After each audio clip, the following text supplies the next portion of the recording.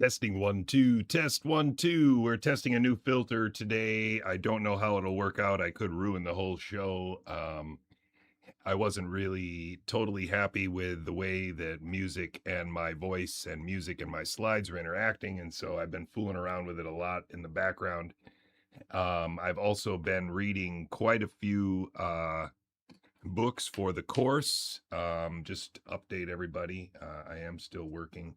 A couple really exciting things have come across my desk, including a biology book by Renato Delbecco, which has a lot of interesting things in the index and interesting things not in the index. Good to see everybody in the chat. It's a whopping 3 people I see: Sustain and Sobi and Pete.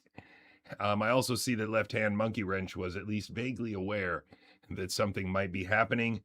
I'm going to do a very brief musical introduction and then a subject matter introduction. And then I'm going to study hall a friend of mine's show, Mark Kulak, a guy out of Boston, Massachusetts, with a YouTube channel called Housatonic 2, Housatonic Live 2. And also has his own channel on Rumble and BitChute, and it would be very hard for me to believe that you can't find him. Even on a brand new YouTube search, Housatonic 2 does come up. So searching for Housatonic isn't that hard, and I am very, very surprised at how few people know of this guy after so many years of working with him, following him, coming to understand him as a real American with some integrity.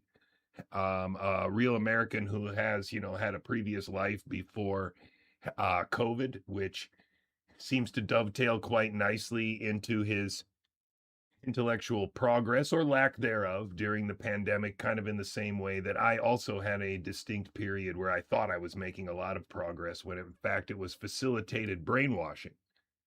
And I have dedicated my life to ending this in the best way possible. And so I always say that I should start out with my best message. I think my best message is very simple. My best message is that social media use and very clever programming could very easily allow one civilian population to be weaponized against another civilian population. Never before in the history of mankind has it been so easy to conceive of a possible set of scenarios and circumstances where the population of one country could be weaponized against the population of another country without very many soldiers actually having to be involved and virtually no soldiers actually having to lose their lives. And then the thought process of this X then Y kind of thing leads me to think that, wow, then countries with a lot of extra people would have an advantage over countries that don't have a lot of extra people. And the smaller your population is and the less isolated it is in a culture and language and writing that is not trivial to learn.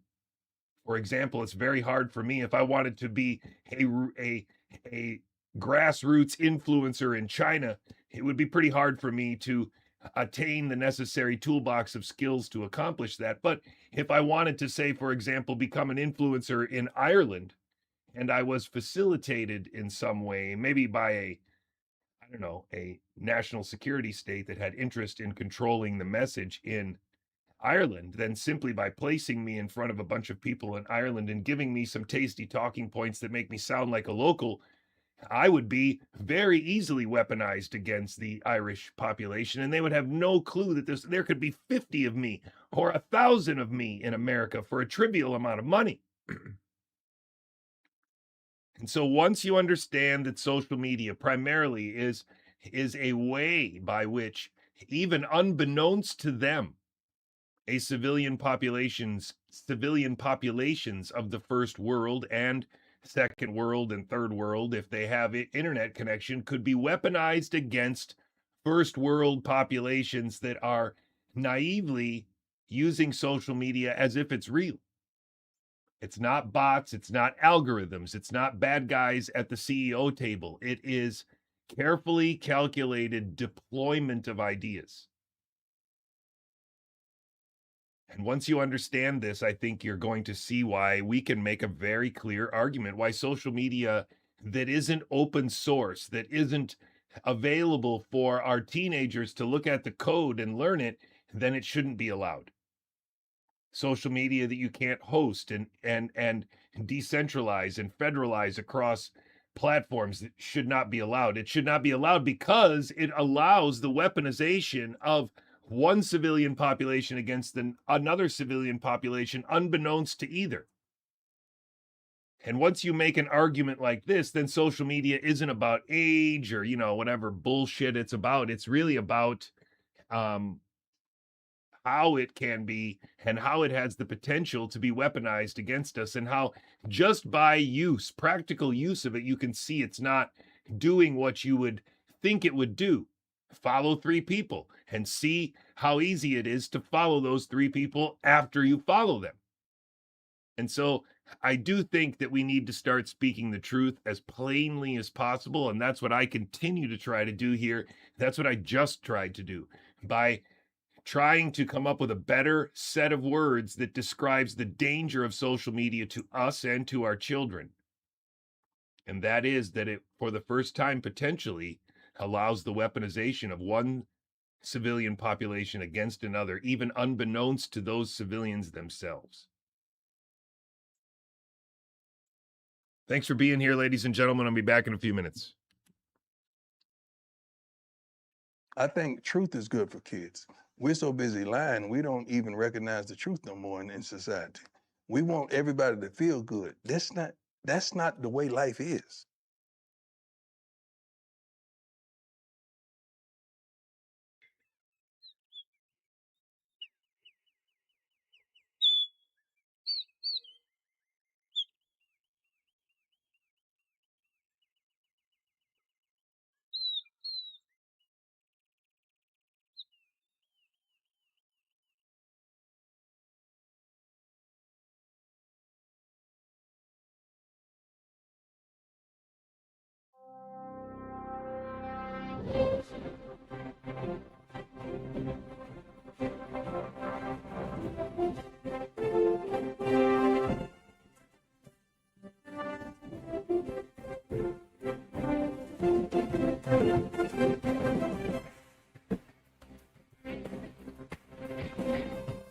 Testing, test 1 2, testing 1 2, test. I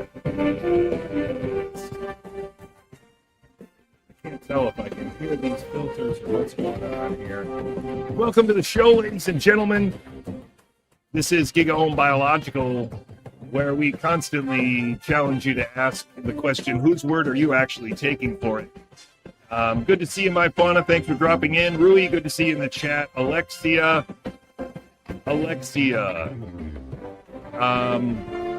Hi, Alexia.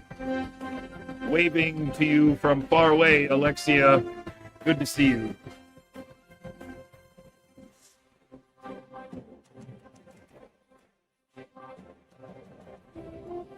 We have to make America real again. Make America not Hollywood again. We need real people. And I understand that maybe when people get elected, they're going to have someone who's sort of the personality. Maybe we should just start to hire little groups of people to run for offices. So you have a face that's a little bit more charismatic or attractive, but then you have the brains behind it, and they work together as a little group or something like that. I don't know. I get it. I'm a reasonable person. I like that idea of making America real again. That's what the Independent Bright Web is about. It's about really much less wrong. We are not claiming certainty. We're just claiming to be a lot less wrong. Thank you very much for being here, ladies and gentlemen, for joining the show this afternoon. It is with great happiness that I say that Housatonic Live has been killing it, and also with great sadness that I say that Housatonic Live has been killing it, because as far as I can tell, there isn't anybody else who has more, let's say, stepped on more rakes on accident. I don't know what the right analogy is, but this guy has tried very hard to just be someone with integrity, a real American with integrity, fighting for the only country that he has and the only country that he knows. And that record extends before the pandemic. Unlike myself, who had my head in a microscope, optics, or aligning a laser, or whatever I was doing in MATLAB, trying to pretend that I could program, Mark was already, all in some ways, not even knowing what he was all in on. And it has cost him a lot. And it has been very difficult for me to push the button ever since his son's birthday.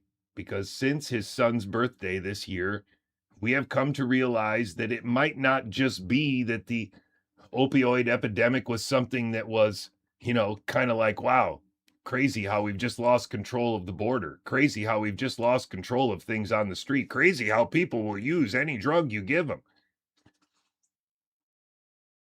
But actually, it could be that America was attacked.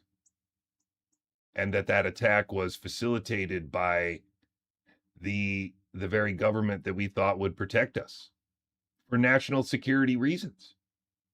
Remember, one of the overarching motivations of the people in power is maintaining power. And so if you sit down at a table with a 20-year time horizon or a 40-year time horizon and project the best way to maintain complete control, then one of the only ways that's really foolproof is to have a group of people that understands there are myths by which the rest of the people are governed, and that those myths can require removing people from stage and calling it murder. It can also require people being murdered and having it called something like an overdose. It can involve people talking very imprecisely about the drugs and the symptoms of that drug use on the street, such that, words are tossed around, willy-nilly, like fentanyl and weed and cocaine and drugs and narcotics. And the lack of precision in the current environment that we're in, where there are drugs like carfentanil, where such a minute amount of that substance is already capable of killing a 250-pound mammal,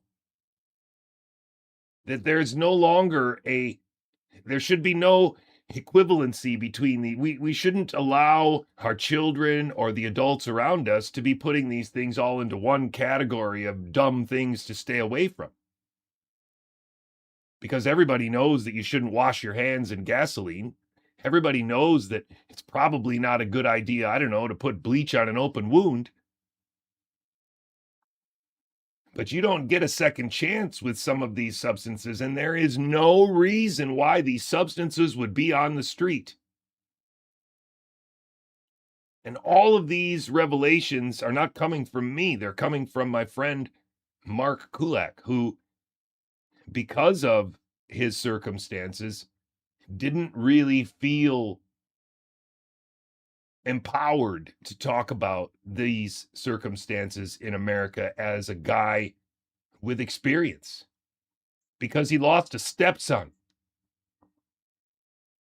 And you need to put yourself into an imaginary scenario where you have a stepson, and that stepson doesn't, stay at home and play PlayStation, but he's on the street. And he's had a lot of trouble with drugs, and he doesn't take care of himself, and he gets in a lot of trouble all the time. And so you don't have a son that's doing that, you have a stepson that's doing that. And so even my idol from childhood, Mr. Rogers, would have a hard time navigating the day-to-day life that it would be to be the stepfather and husband in that scenario. His wife didn't leave him. He must have done something right. I don't know that I would have been able to do anything that would have remotely resembled being a husband at some point in that scenario. I'm sure I would have lost it.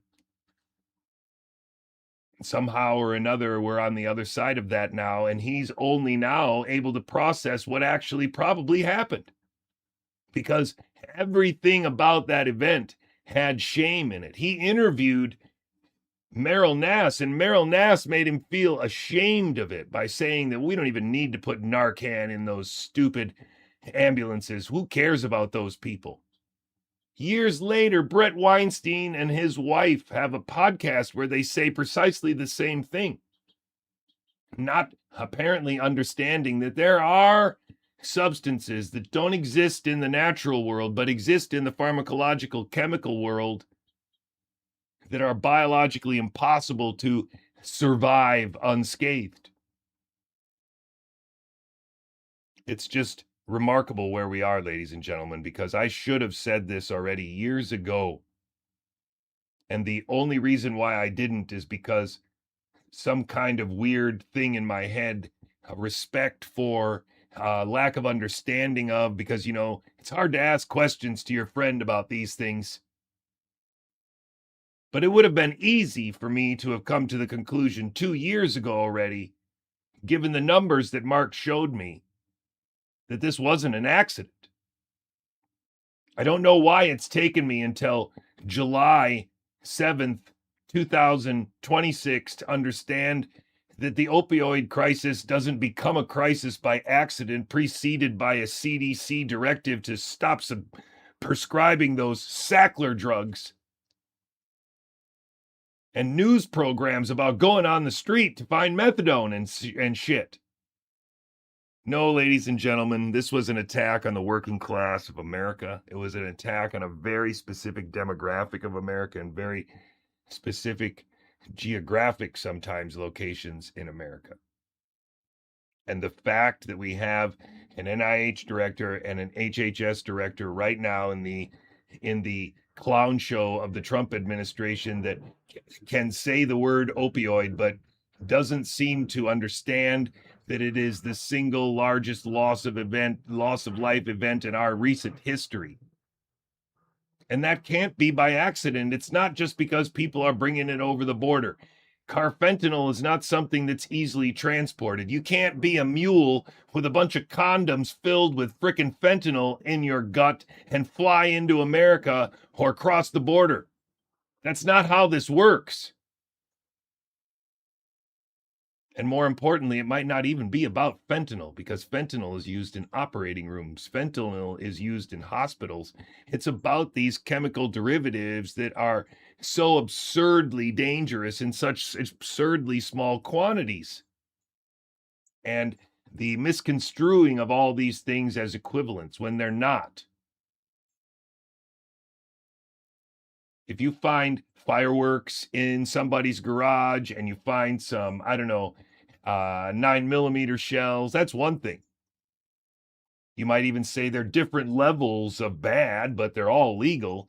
But then if you go in there and you find some glowing piece of uranium in a green glass thing that's glowing and you can feel the heat coming off of it and it says top secret on it, I don't know, ladies and gentlemen.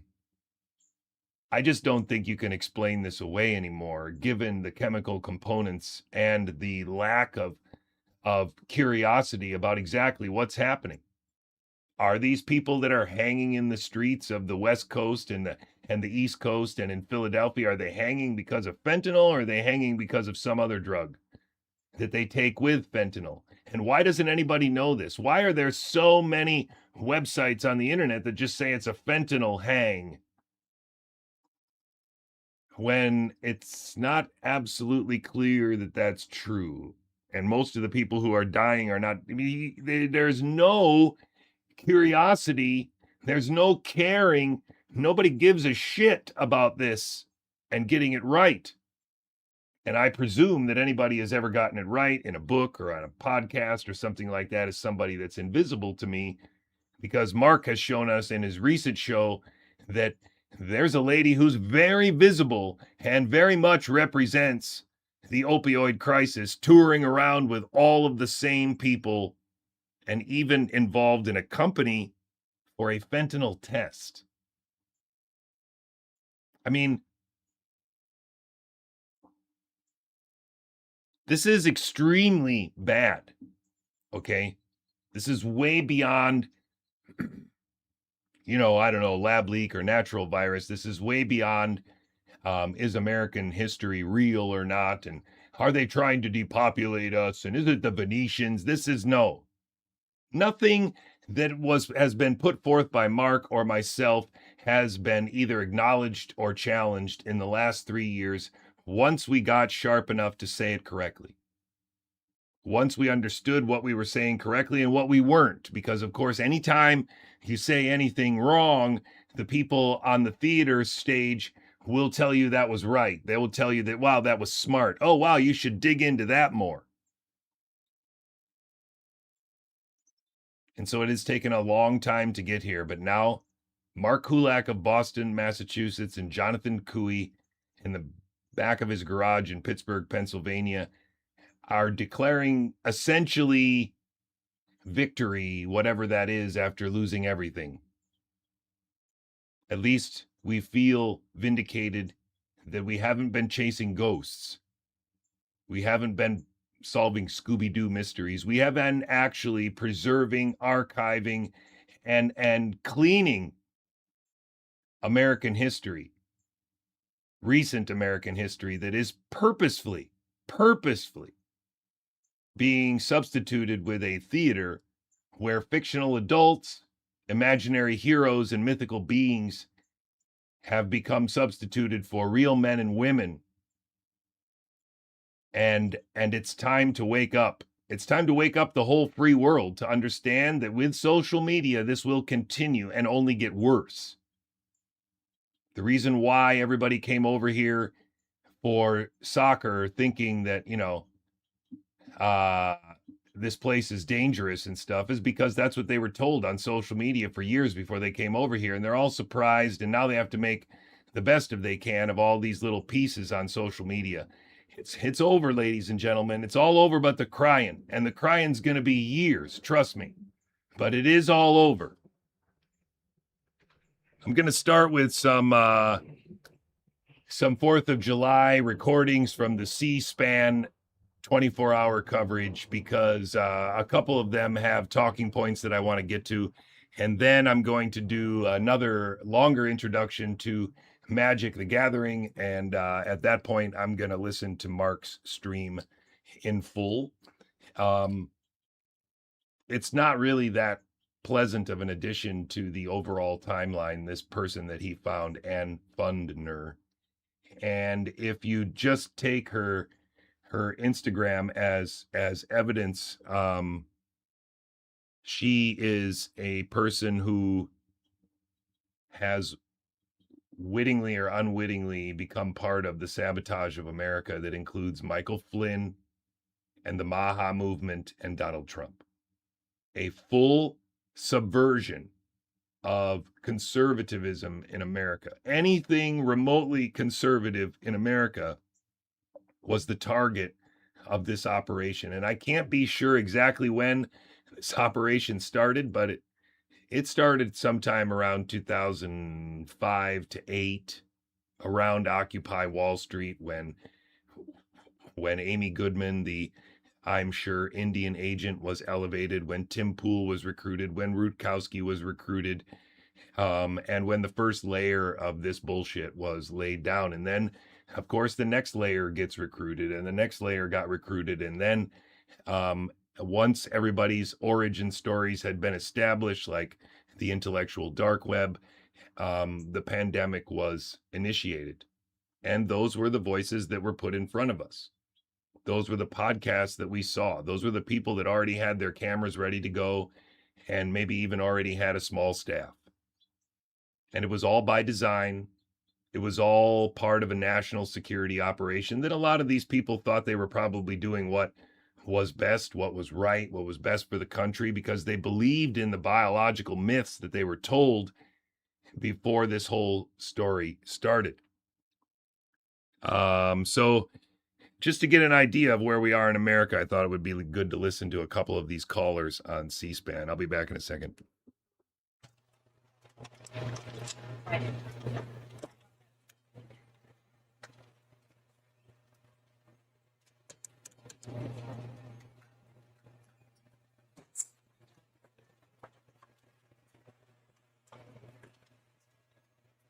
didn't even do anything.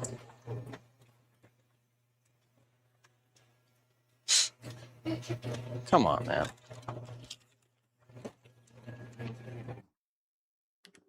That takes place along with fireworks, and we're going to bring you as many as we can from coast to coast with our coverage here on the C-SPAN networks.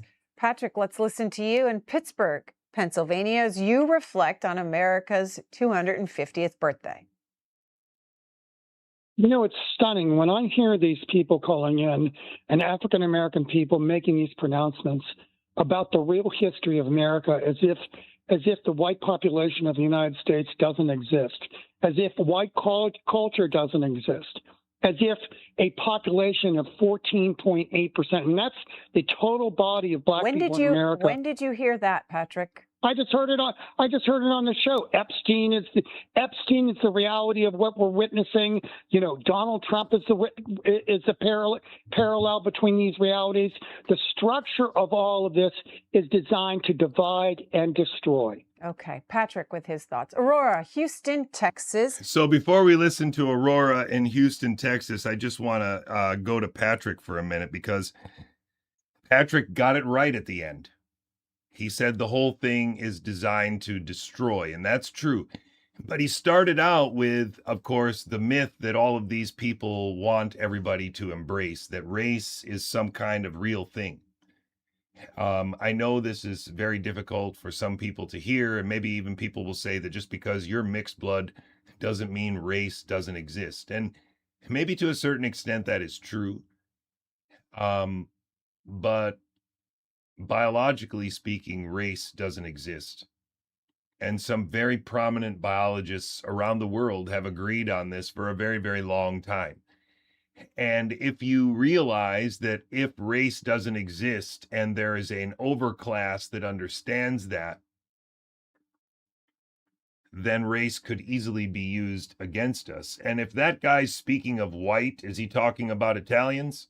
If that guy's speaking of white, is he talking about Greeks?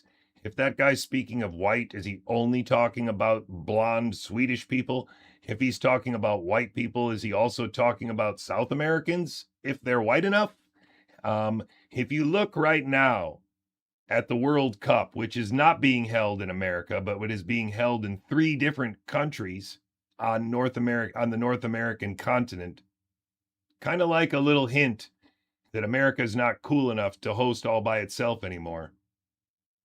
That Mexico and Canada and America might someday become something united around a single currency, as predicted 20 years ago on the cover of the Economist. So this guy gets it right, but he also gets it very wrong.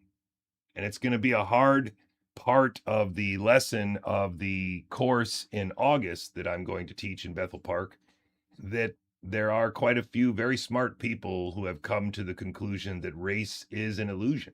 It is a real thing in time, as long as your time horizon isn't too long. But once your time horizon is long enough, races are all just a flash in the pan. Just like if we let all the dogs free, there wouldn't be very many golden retrievers in 100 years. There wouldn't be any, Dalmatians in 100 years. But there'd be plenty of dogs. There might even be new breeds. There might even be a few breeds that we recognize. But it's not the same thing.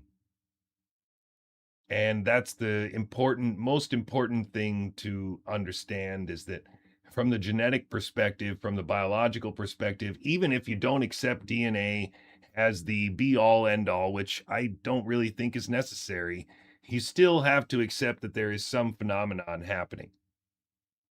You still have to accept that when I made the decision as a multiracial American to go back to the source and go back to Holland, where the original Americans in New Amsterdam were from.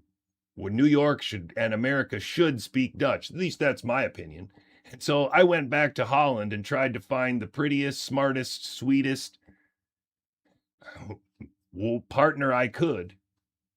And yesterday was our anniversary. We're 19 years together now, and we have 3 kids that aren't white. Sure look white, but they're not white.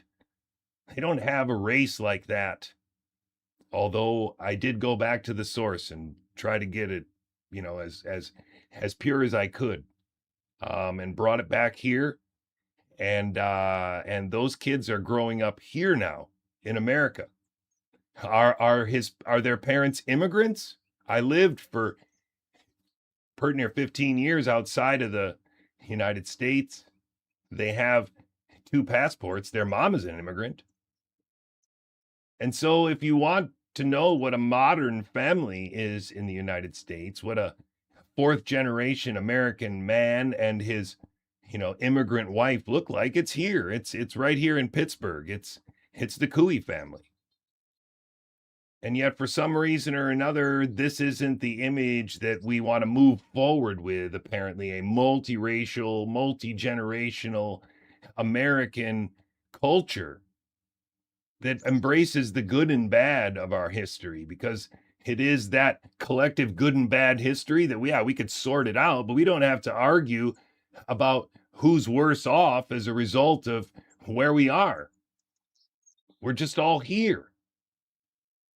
We all have opportunities to move to whatever school district we want to, and to get a job, and to save the money and spend it on what we want. There's very little impediment here anymore. And anybody that claims that there is an impediment to race is because they bought into it to begin with, because they don't understand that it's just an illusion. Even if your skin is really black, even if your hair is really wiry, or even if your skin is really white and really your hair is really red, race is just a thing. It's an outward thing that doesn't really matter in the grand scheme of things, because they've already looked into it throughout an entire couple generations of eugenics. They know already that there's no real segregation of intelligence with any outward characteristics. Otherwise, they would already be doing this, right? All the elites would be redheads, it's just not the way it works. We're much more complex than that. And the people that understood that are never talked about anymore. Instead, a myth of biological certainty has trapped everyone, including this man who's talking about white culture and white race. You want to hear something? I hope this works. Do you want to hear something? Test 1 2 test. Test 1 2 test. Test 1 2 test. You want to hear something? You ready to hear something?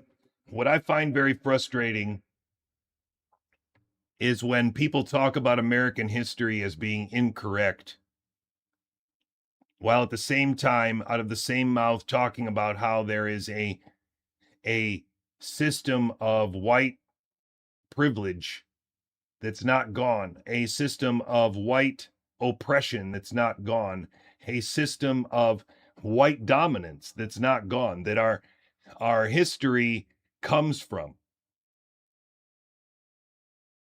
But then how did we get here with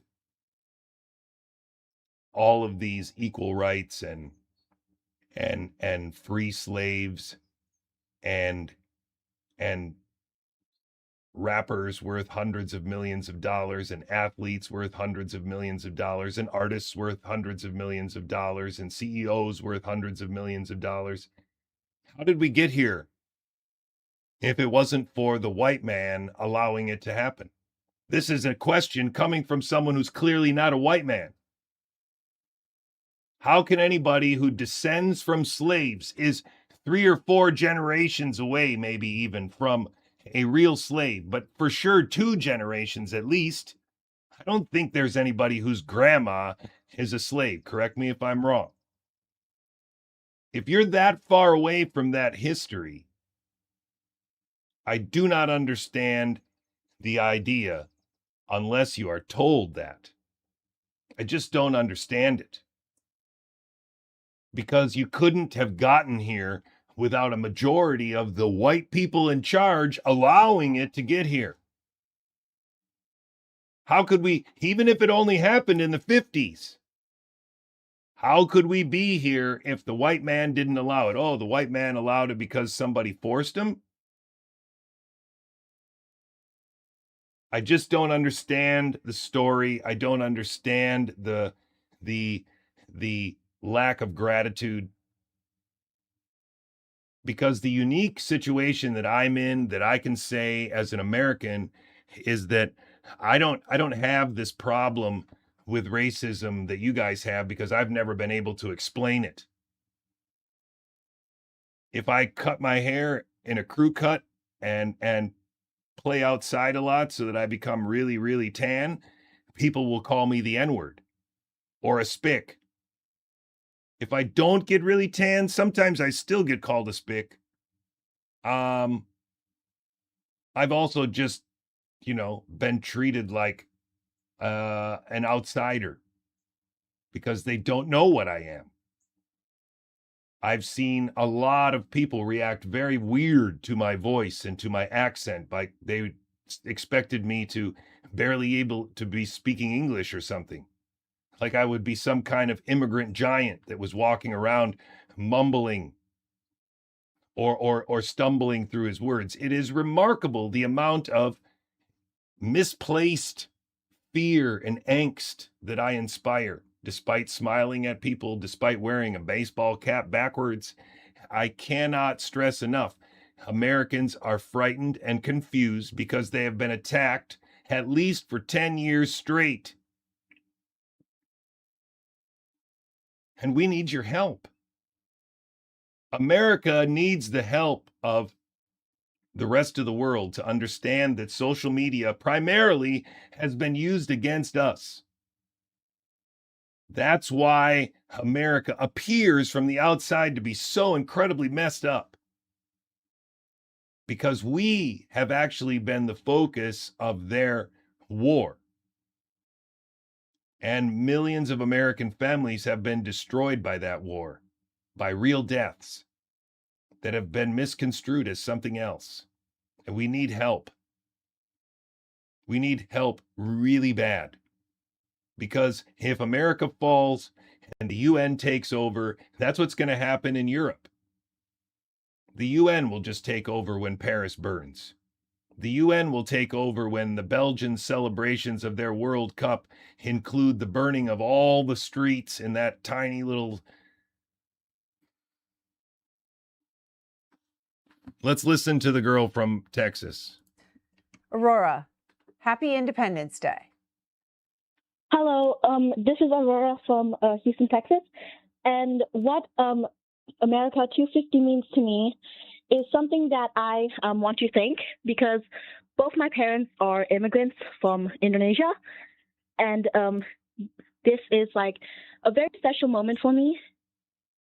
And from many things that I can learn about in America, I'm glad to be an American. I love my family, my country, and for everything else. And Thank Aurora, you for the founding fathers. You said your parents are immigrants. Is that right? Yeah, they came here from Indonesia. Indonesia. And why did they want to come to the United States? Well, they came here for a better life, to more opportunities. And, I want to thank... A lot of Indonesians went to Holland because after the Japanese occupation of Indonesia, they didn't really want to stay there anymore.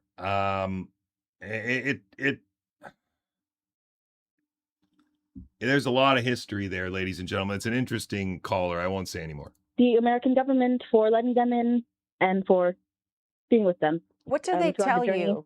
What do they tell you about their journey here to the United States? Well, my mother, she came here with she came here to get a better job and whatnot, and my father came here with his mom, which is my grandma, my uncle, and my aunt. And with their journey here, they have been able to get a better job, some better financial situations, and overall have been happy. So I want to thank America for that. All right, Aurora there in Houston, Texas. We want to hear your stories this morning, either from your ancestors or what you've experienced as you reflect on America's 250th birthday. If you live in the eastern central part of the country, let's go to Bob in Pittsburgh. Hi, Bob.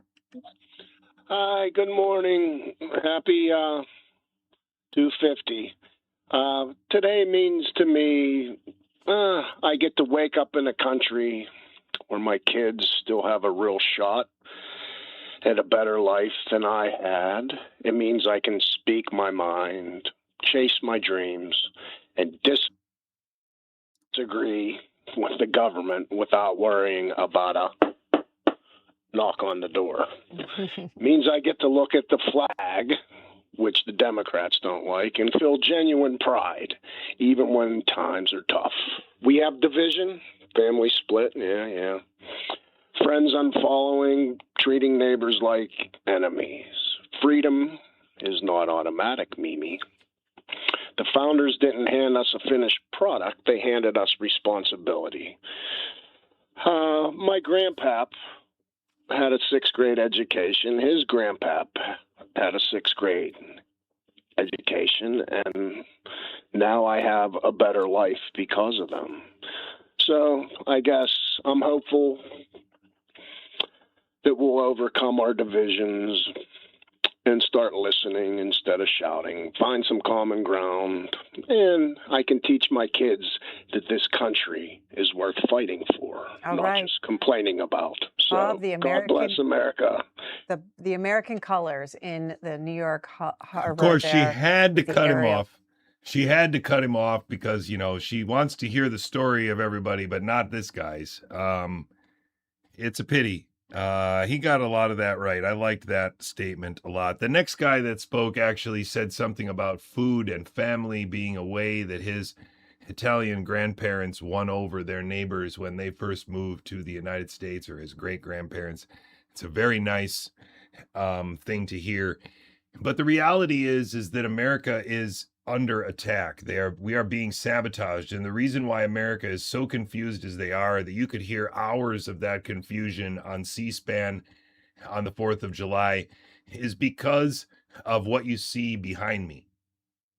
Most of whom are witting participants in a theater that they understand to be almost exclusively false, but also believe that it's a benevolent theater that allows the efficient governance of a country too big for anybody to really understand.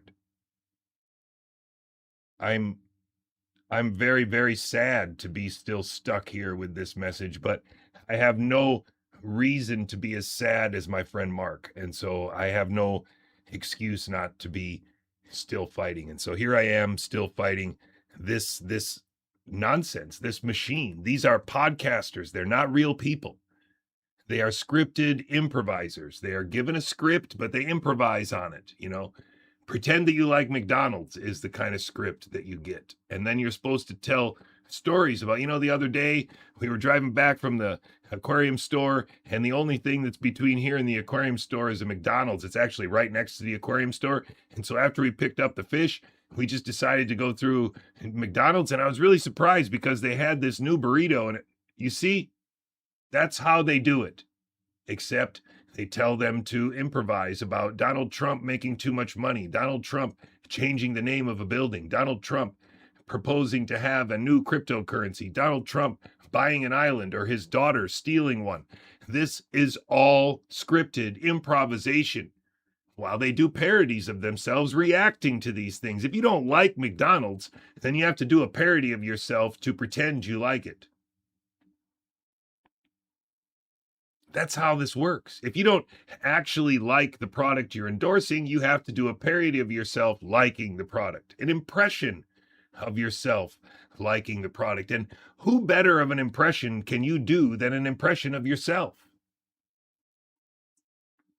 most of these people actually don't understand their role as saboteurs because they were actors or newscasters or dancers or whatever, they were anything to get on stage kind of people, which are fine.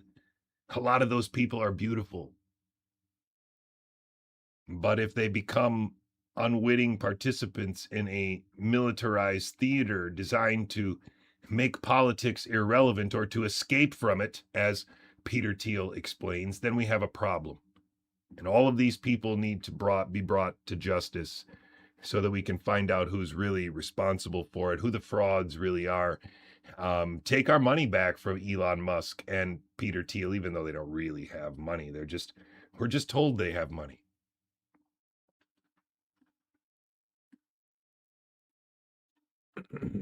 I'm gonna try this one more time because I think it's that important.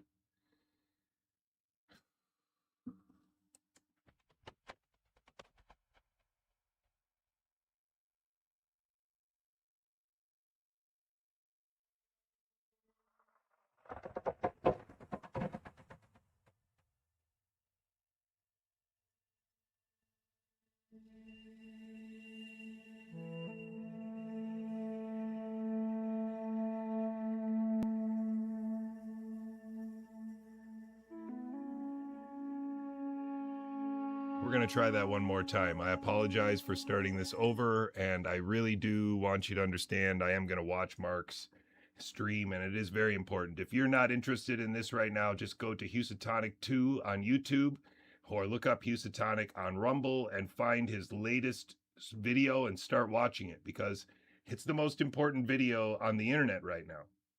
And I just think it's really important to stay sane. And so this card game that me and my sons are creating is to stay sane. And I like to introduce it in this way. And so I'll be back in a few minutes and then we'll watch Mark's show together. I love you all very much. Thanks for being here.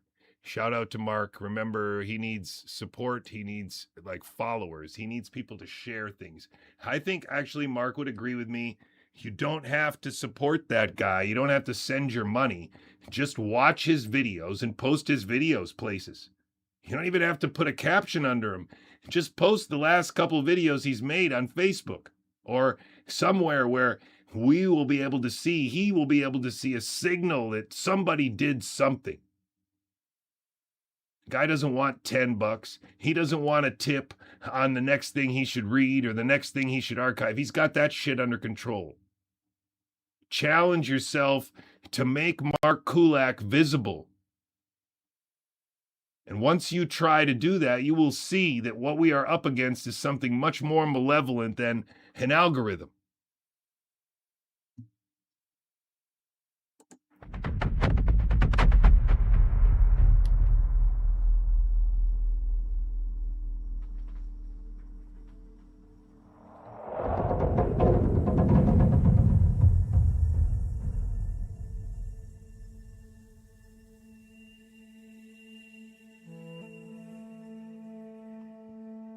Over the last 3 years, Western governments, non-governmental organizations, transnational organizations, pharmaceutical industry corporations, media and financial corporations have cooperated via public-private partnerships, which I assert is a euphemism for fascism, to deploy the most massive, globally harmonized psychological and propaganda operation in the history of the world.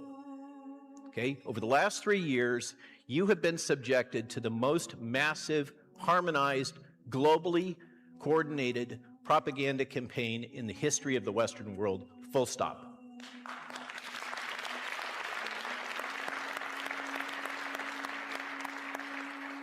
My mouth is getting dry talking about these things.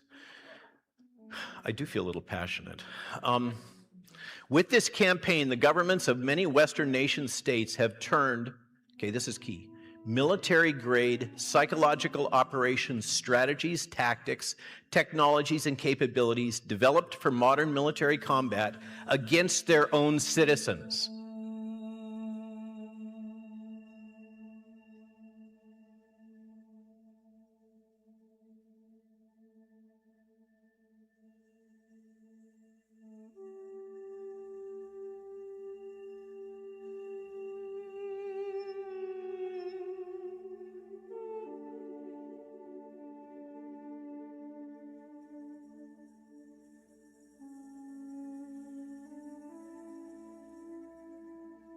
and but I don't think, I don't think despair is the only answer, and it's because I don't think politics is the only way to go. And my thinking on this, started to take a turn towards a more optimistic perspective in the mid to late 90s when I got involved in the tech boom in Silicon Valley. I ended up being the co-founder of a company called PayPal, and the initial founding vision was that we were going to use technology to change the whole world and basically overturn the monetary system of the world. And we can debate on how much it succeeded or how little it succeeded. And there were parts of it that I think have worked, and parts of it where the jury is still out. But the basic idea was that we could never win an election on getting certain things because we were in such a small minority. But maybe you could actually unilaterally change the world without having to constantly convince people and beg people and plead with people who are never going to agree with you through a technological means. And this is where I think technology is this incredible alternative to politics. And there are a number of different technologies we can outline, but the task in this world where politics has become so broken and so dysfunctional is to find a way to escape from it. It's not a way to fix it, it is a way to escape. And there are a number of different options. I think the promising one of the 1990s and this last decade has been to escape onto the internet. I think I'm uniquely qualified to speak on what's been going on for the last years. I actually have degrees in applied mathematics, immunology, computational biology, biochemistry, and molecular biology. And I also now know that our friend JJCouey, who some of you will know from his lab leak series early in the pandemic called JC on a Bike, Journal Club on a Bike, that he also has advanced a version of this hypothesis. So I don't claim it to be unique. I do think I arrived at it independently. And I also now know that our friend JJCouey, who some of you will know from his lab leak series early in the pandemic called JC on a Bike, Journal Club on a Bike. Robert F. Kennedy Jr.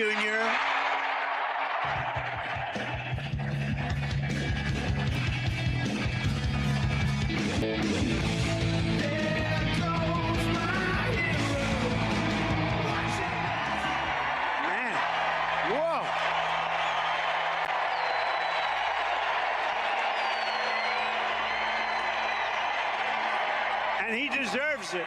He deserves it. Because I don't care if you're a Republican or Democrat, if you support him or not, any objective person is going to have to admit that this motherfucker is having a terrible go of it. It really is. We've had presidents before that have done bad jobs, but this shit is worse than a bad job. It's scary to watch. Holy shit, it's like seeing a crack pipe in your Uber driver's passenger seat.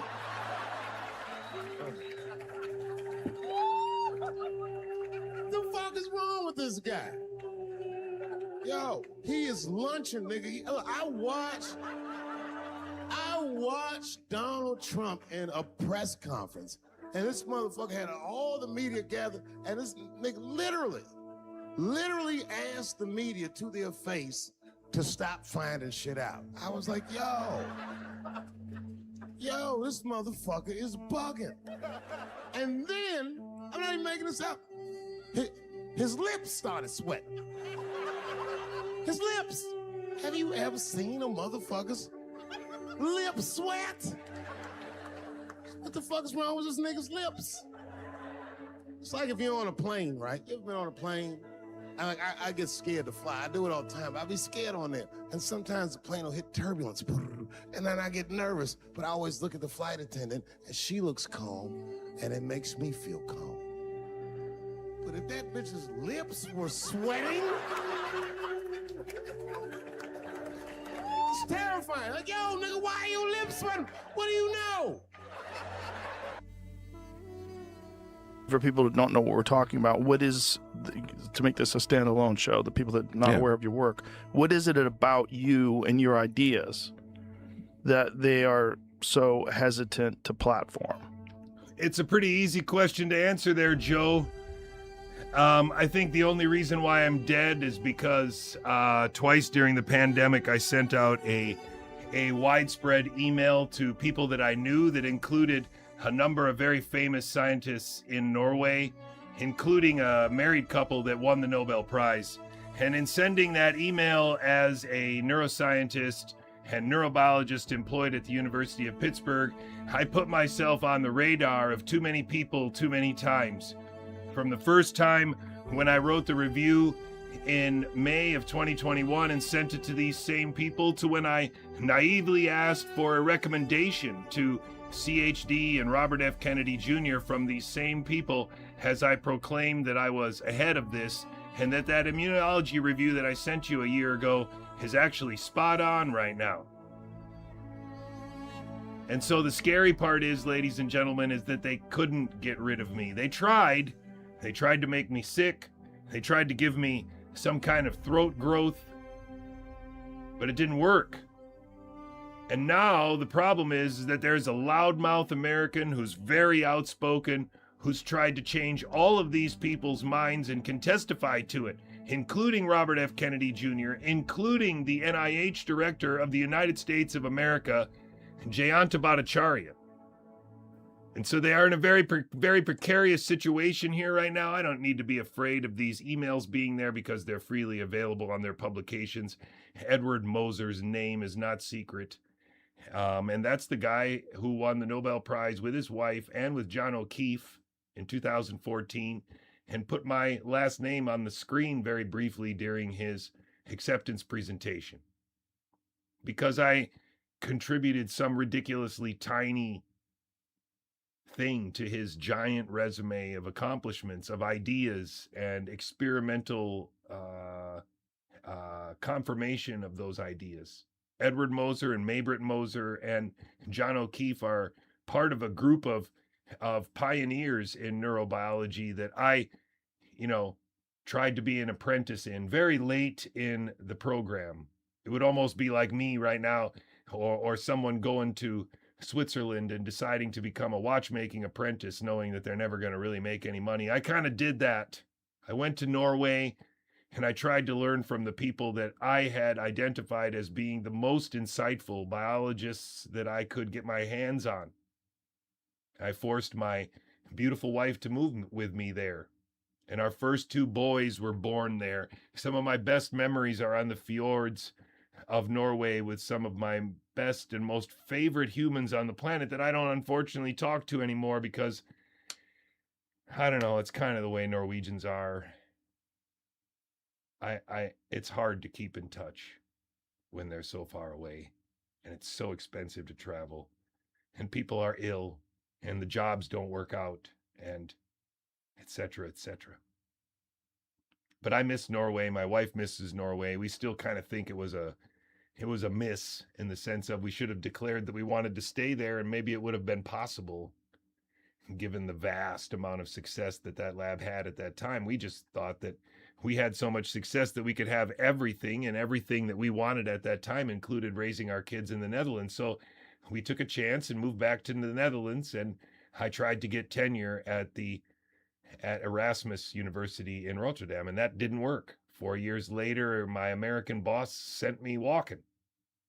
My American boss, who's now at Columbia University and not doing anything. He's not a profound guy, although his hype was very profound, like a Doogie Howser kind of hype.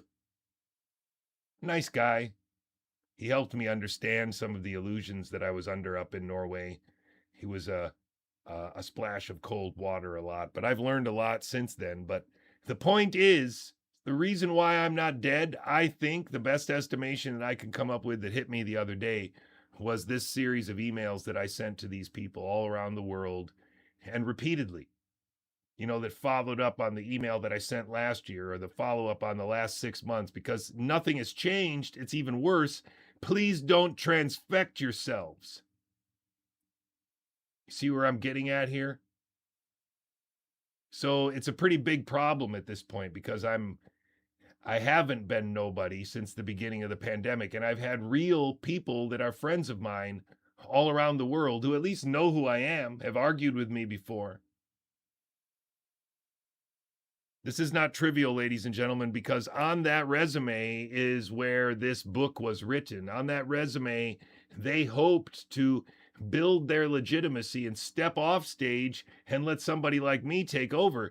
Brian Hooker said those words to me more than once on more than one occasion, that I could easily be his replacement. And in fact, they haven't been able to replace themselves because this is a national security operation and they aren't successful. They are still Andrew Wakefield, Polly Tommy, Mary Holland, Brian Hooker, and Meryl Nass, the same shitheads that have been at the head of this ridiculous show for at least a decade and a half. Blind leading the blind.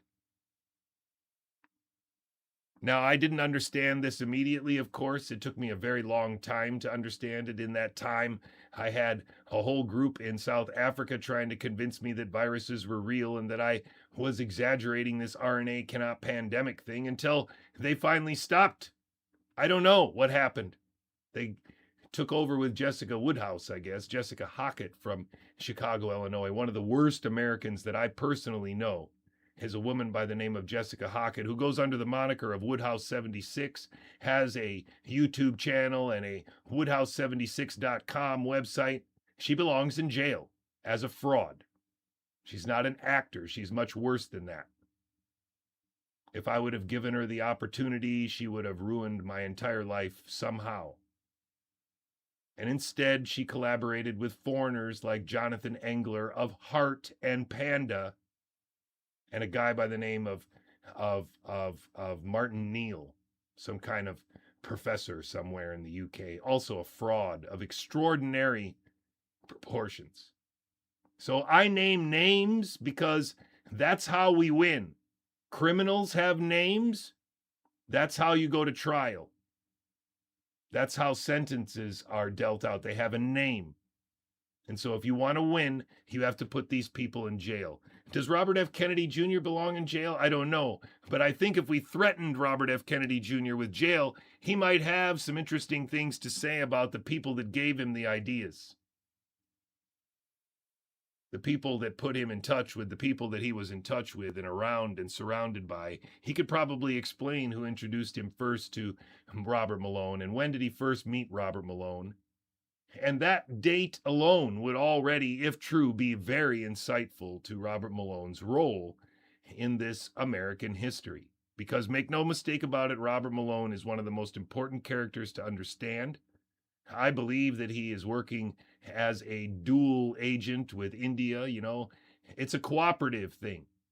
Because as I said in the beginning of the stream, social media allows one civilian population to be weaponized against another, and I believe the Indian population is being weaponized against free world nations to influence their politics and their socioeconomic perception of themselves.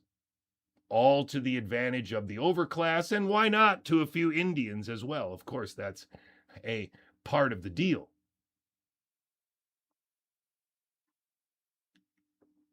I think Jayanta Bhattacharya is a fraud. I've met him too many times and talked to him too many times.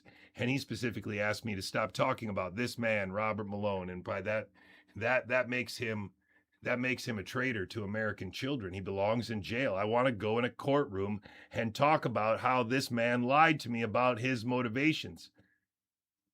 He may have been even the person, along with the Gupta woman from Oxford, that organized that dumb shit Great Barrington Declaration in the first place, which was extremely dumb and isolated old people and advocated for more isolating of old people. This is a scumbag that has been scripted by another scumbag and his wife, this scumbag right here. I took pictures with all of these people at the inaugural CHD conference. And when I took a picture with him, I already knew he was full of shit.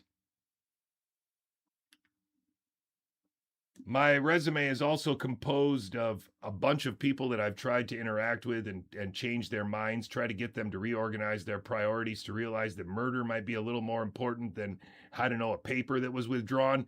But without a doubt and without exception, people block. I don't know if it's themselves or their handlers. I don't know if they're being mentally cradled on the internet by being protected from the few people who see through their bullshit, but I suspect it's necessary for many of these people. Just like a comedian can't take too much heckling if it's good.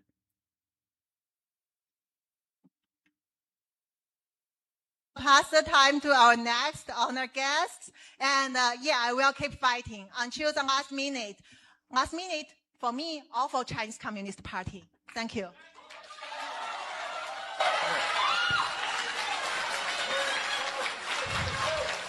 Dr. Li Mingyang is not only a hero to the Chinese people, not only a hero to the American people, she's a hero to all mankind.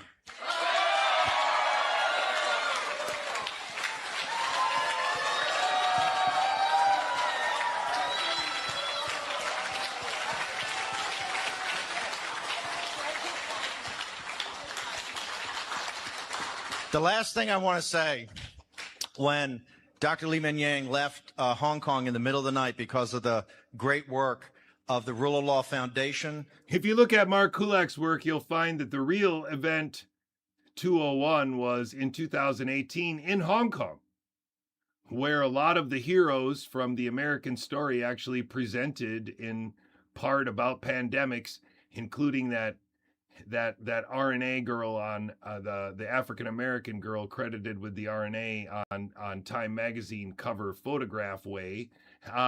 This lady also presented in the same frickin' group. Is that just by accident?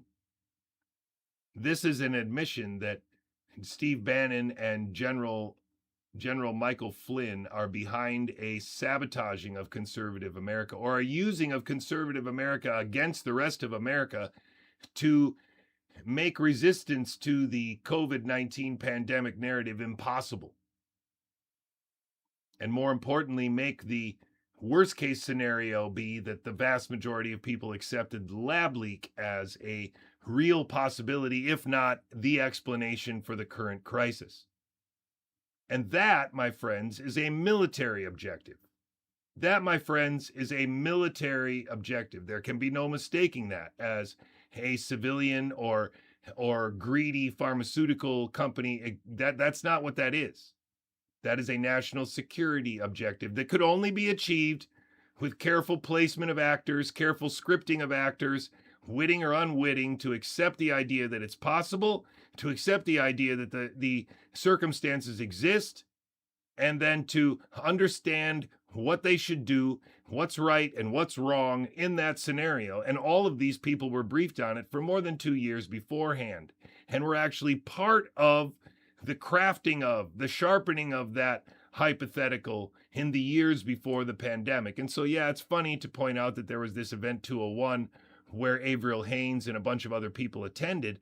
But what they were doing is essentially a tabletop exercise based on the biology that was produced in the decades before, based on the mythologies that were produced in the decades before, like Outbreak, the movie, based on a whole bunch of work beforehand. And so to point out Event 201 as something that was enough, they had this meeting and they went over some basic response steps, and then a couple months later they flawlessly executed it. That's impossible. But that's what that narrative is. But even just a rudimentary probe into what things Mark has to offer about that contention, you come right away to the frickin' real Event 201, and then all of this stuff vanishes, and then it becomes very, very obvious, not suspicious, but obvious that Steve Bannon is playing a deep state theater role with this other deep state actor who was on stage with all of the RNA people 2 years before at a conference in Hong Kong about pandemic preparedness. Stop lying. No, I'm serious. That's exactly what it is. Stop lying. Now he's going to say she wants to run for Senate. The Rule of Law Society, the great heroes there and supporters. She defected and came out with tremendous danger to herself. When she first got here, I think we spent 3, 4, 5 days in due diligence with lawyers and scientists and all of that. And I have to say about her personal journey, she was very meek, very shy. The woman that was on the stage tonight was so shy and so demurred.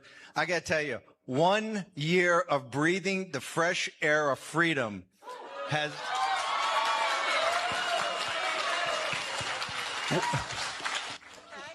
We have to get her citizenship because we need her to run for the United States Senate. Because we don't have any Americans that are qualified. We need to have somebody naturalized and run for Senate. You know, I can't run for Senate in Pennsylvania until I live in Pennsylvania for 5 years or something like that. It's a very strange thing for somebody like Steve Bannon, a guy who made a movie about the 9/11 conspiracies and the terrorists for I can't. He's a criminal. He is one of the worst Americans alive. He is a Democratic National Committee operative that is part of this absolutely malevolent operation to destroy conservative America on all fronts by infiltration and subversion. Thank you.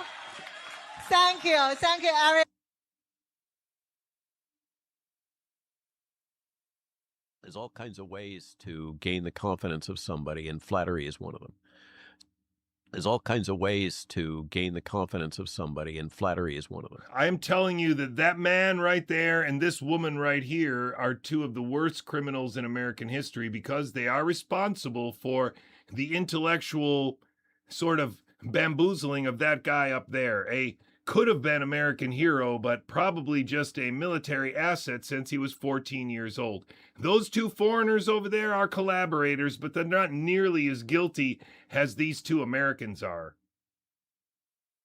And I am showing you that I was the focus of their operation. The operation is to surround somebody like me with 5 adults who all agree on what they want this man to believe. And what they want this man to believe is that it was a lab leak and that he was right about it. And that's what they did in this interview. They flattered me in the beginning. He flattered me in the beginning. And then this guy and this lady took all those, what I thought were my best ideas, and brought them back down to the narrative level of RNA pandemics. And because I was only allotted 7 minutes, I was very on my heels, and it was impossible for me to really argue with these people. But I already knew they were trash. And 9 days later, I would get to take all the selfies with all these people because the ones that they dared to send showed up at CHD, the inaugural conference, 9 days later in October of 2022, including Whitney Webb, Ryan Cole, Matt Crawford of Rounding the Earth, Charles Rixey of the Diffuse Proposal Release, and Drastic. They were all there. All there because I was a problem. And I remain a problem today because I can tell you why the pandemic was a national security hoax. These people are scripted actors. They don't necessarily know what they're doing. You can look at Tess Lori's face. She doesn't really know. Jessica Rose desperately knows and doesn't want to be a part of it, wants out, wants me to take the narrative because she feels really bad. So bad that in 2024, when she should have been at the Brownstone thing in Pittsburgh, she didn't come. And it's probably good that she didn't come, because if she would have been there, then it would have been very hard for me to just stand there and watch and wait to see what they do, which is what I did with Brett Weinstein, his wife, and Meryl Nass, and Robert Malone and Jill Glasspool Malone at that Brownstone event. I waited to see what they would do, and they all pretended as if they couldn't see me, even though I was the only person over 6 foot in the whole place besides Mark Kulak. And the 2 Dutch people that were there, or 3. And so this is flattery, what you hear. This is an operation, what you hear. This is not Bobby Kennedy being truthful. This is Bobby Kennedy doing what he was told. We need to improvise on this a little bit, but really make him feel like he's a hero. But make him feel like he's a hero. Make him feel like he's got to own Drastic as a founder of it, because if he takes ownership of Drastic, then Drastic is an Indian, which is what it is. Drastic is a group of people, actors on the internet, on Twitter at the time, X now, run by a guy named Billy Bo Stickson, but it's really just all Indian people that are trying to fool people from other countries into believing it was a lab leak, and whoever they could get to run with it would run with it. And I was one of those people that they tried to get. Maybe even Drastic was made for me. I don't really know. But Harvard to the Big House was in Drastic. The guy that got me on Zero Hedge in February of 2020. So Drastic very well could have been an operation that was always intended to be the leaking operation with the HIV inserts and the PhD thesis from the caves in the Moyang province. Because again, remember Tucker, while he was still on Fox, and Vanity Fair are the 2 news people that broke the Drastic story about the lab leak. Vanity Fair, yes, and Tucker Carlson. And they have some relation, I think. Mark Kulak knows more. It's really hard to follow along with all of his work. But this is what they do. This is what they do. Ways to gain. Introduce Jonathan, who's going to talk about his latest kind of distillation of what the pandemic means to society, to biology, to science, and to democracy, and to the whole kind of idea. At the time, you can see my eyes go wide because I'm like, what in the hell is this guy talking about? Why is he saying all this shit? Of empiricism and integrity.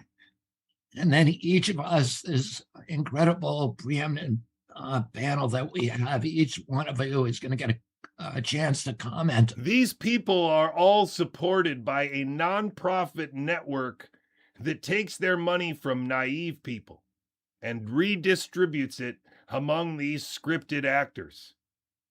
They should be having a day job, but they don't have a day job because they make tens of thousands of dollars from Substack. They make $4,000 a month as Brownstone fellows.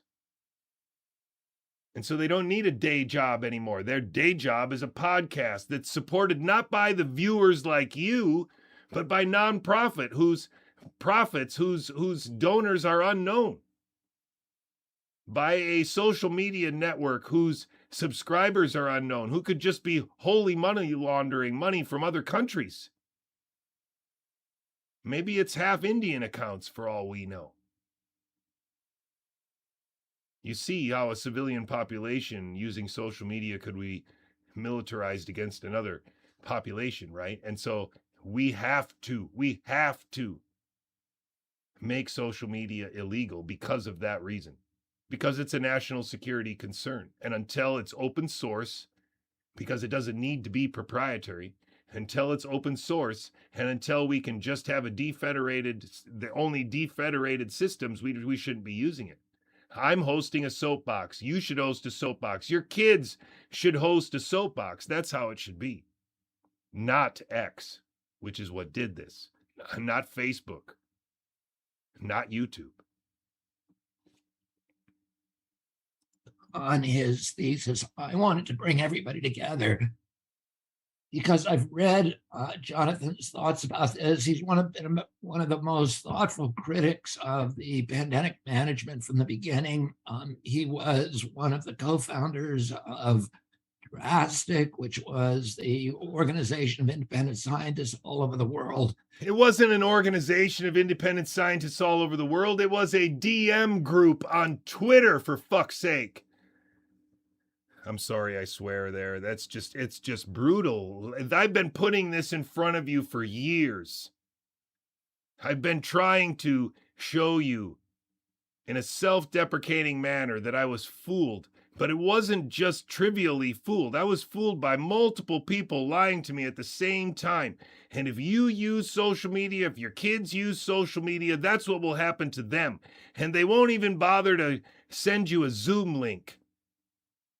You're just going to watch their passive conversations with other people and absorb all the working assumptions that they have.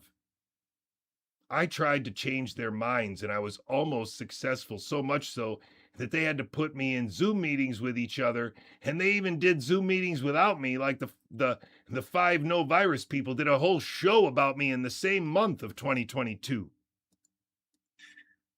Particularly at the beginning of the pandemic, did really wonderful work in understanding the science, in unearthing science. I can't even hardly sit still because I'm so uncomfortable with this bullshit start that he's doing. Scientific studies that made a lot of this. He only gave me 7 minutes. He could have just said, "This is Jonathan Couey. He lost his job at the University of Pittsburgh. I want to give him as much time as possible. Here you go." He didn't. Stuff comprehensible.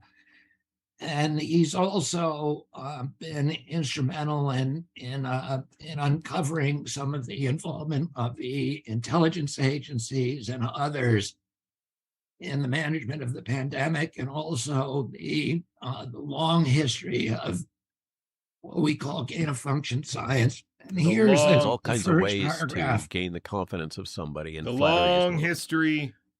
There's all kinds of ways to gain the confidence of somebody, and flattery is one of them. All the long history of gain-of-function research. Again, it's remarkable when you see it from afar. I was an unwitting participant, a victim of sorts, to this narrative control exercise that was an international cast of people. So I don't say that it's the U.S. military, but the U.S. military has to be involved, and it could be that the U.S. military, acting through Robert Malone, recruited and scripted a lot of international actors in order to control the narrative in America, specifically about why people were dying and why the life expectancy in America would plummet around the pandemic. And I think the way to see your way out is the fake health freedom movement in America that includes Jayanta Bhattacharya at the top. Jayanta Bhattacharya is a fraud. He should be in jail. He owes me and my family hundreds of thousands of dollars for what he did or did not do. He is a absolute shithead. And it's awful, ladies and gentlemen, but it's true. The head of the NIH is a foreign agent. The head of HHS is probably also an American citizen but foreign agent. Donald Trump is probably a foreign agent. The Taj Mahal was the name of his casino, ladies and gentlemen. He has luxury buildings in India and in Turkey and in Azerbaijan, ladies and gentlemen. This is not a man who is succeeding despite the overclass. This is a overclass clown doing his part to put his family permanently in the overclass. That's what he's doing. That's what maybe Robert F. Kennedy Jr. thought he was doing. Ladies and gentlemen, I did my job so well that they have decided to roll out another book called 311 Viral Takeover, and the same frauds are promoting it. They're not promoting the Wuhan cover-up book anymore at all, and that's because they made the mistake of putting my name in it. These illusions of consensus will be continued to be created. There's no gunning away from it. And these people aren't making any progress. That's the whole point. They don't make any progress. So it's until we come to really understand this and be able to explain what is being done to us, to our children, we'll never be able to extricate ourselves. What is the alternative? The first alternative is get off of social media. Stop using it. Especially if you're not doing what I'm doing as a way of trying to make a living and make progress. Get off of social media. Spend your time in the real world with real people. That's my advice, because people on the internet don't make progress. You can't make progress by watching podcasts unless you're watching Yeah, you can't make progress unless you're watching something that is not a podcast like what I do or what like Mark does. So after 6 years, none of them say murder. This is a very old slide, but it's very important to use old slides to remind how long we've been saying it right and not even really understanding how right we were. But not explaining PCR as a diagnostic fraud is a crime because that's the FDA. That's what the FDA is supposed to do. That's why the FDA has been sabotaged by scripted podcast actors. Because the FDA should be pronouncing the PCR test as a diagnostic fraud. Not explaining injection versus ingestion is something the NIH director could have done, the HHS director could have done, because they both heard it from me. No mention of population pyramids is also something that is simply a sign that you are a scripted actor.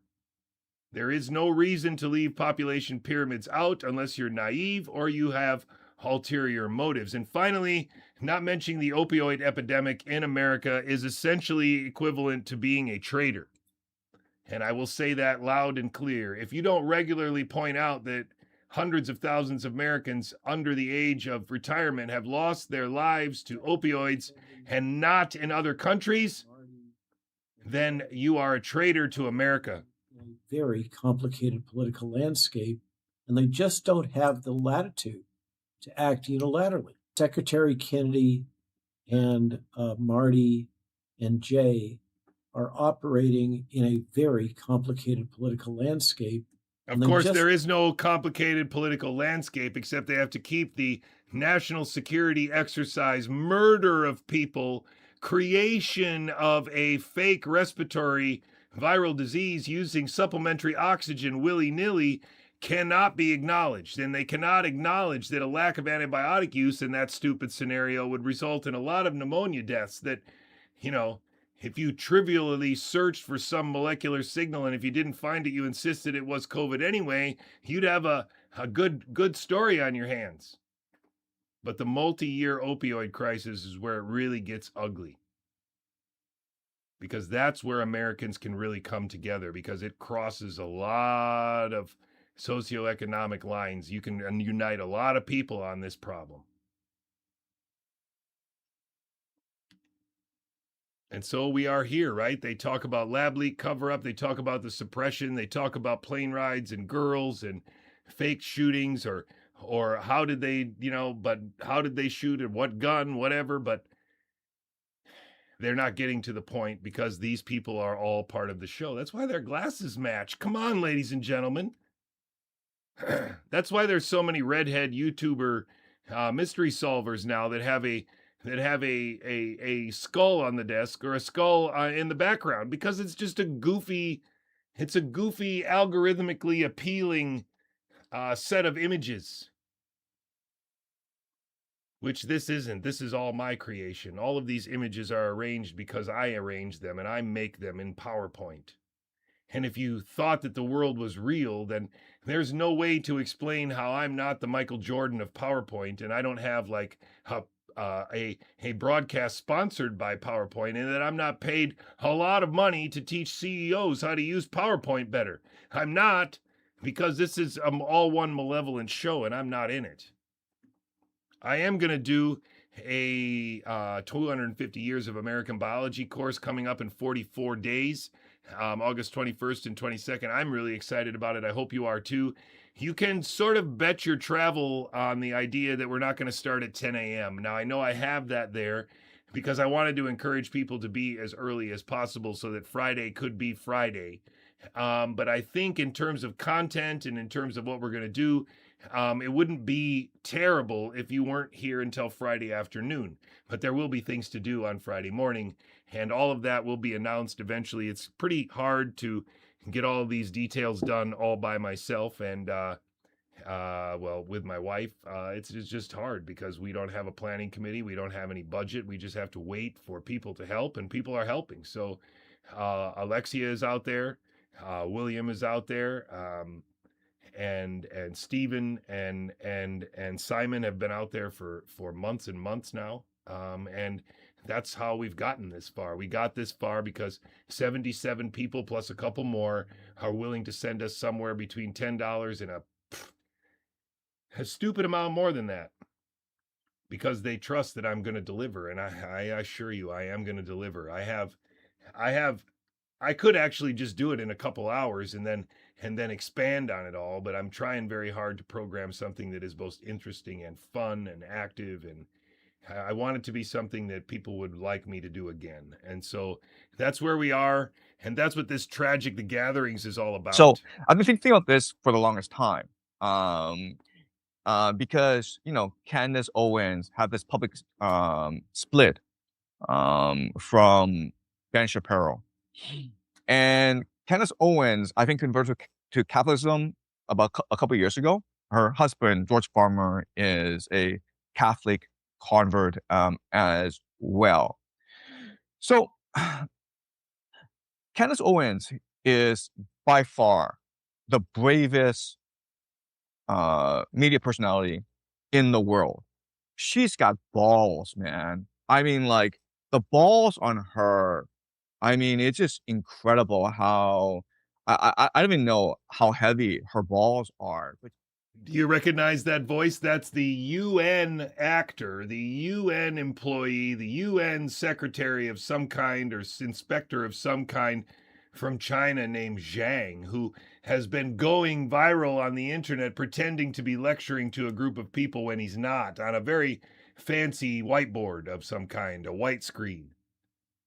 There he is saying that he's not sure how heavy her balls are. Don't forget that the only guy that I know on the internet that talks about having big balls for saying things is Mark Kulak. And the only person that I've ever made a joke about by saying you might think that he's in the studio, but actually it's just two big balls behind me, and then I had two yoga balls in the chair behind me, is making a joke about Mark Kulak. So what you see here, what you hear here, is that guy being scripted to say something exclusively to us.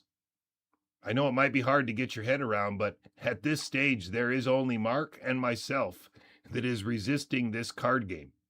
And everybody else is an active participant. And you can hear their scripting plain as day. You can hear it.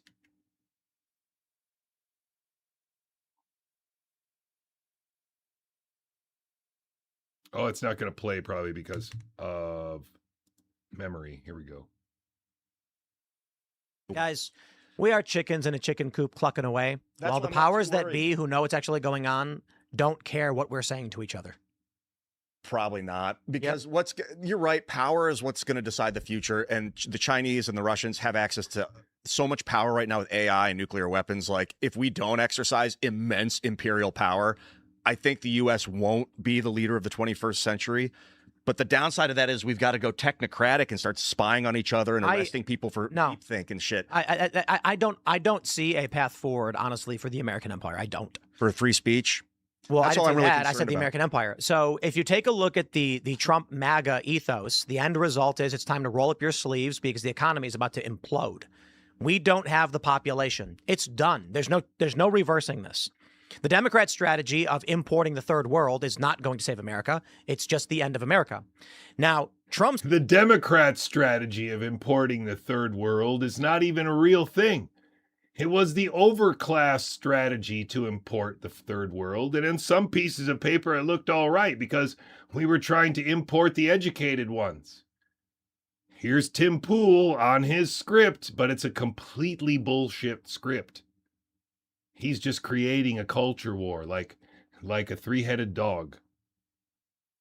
Strategy, sealing the borders, bringing back manufacturing, roll up your sleeves, get to work, will save America 100 years from now, but it means in the short term, there's no American empire anymore. Yeah, you need robots. We're going to need robots. Robot labor force. Like, if we could lead the world in the robot labor force. But again, robots aren't customers.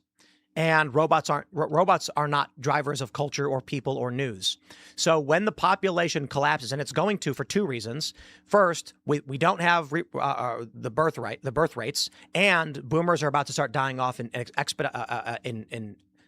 just say expeditiously due to the mortality cliff. Interesting, the mortality cliff. So this genius doesn't bother to talk about population pyramids, and doesn't talk about whether the mortality cliff could have contributed at all to the illusion of the pandemic. Instead, because he's scripted, because he's been scripted since 2008 or before, this guy just says exactly what he's supposed to say in a very, very improvisational, very slick way. He's an excellent actor.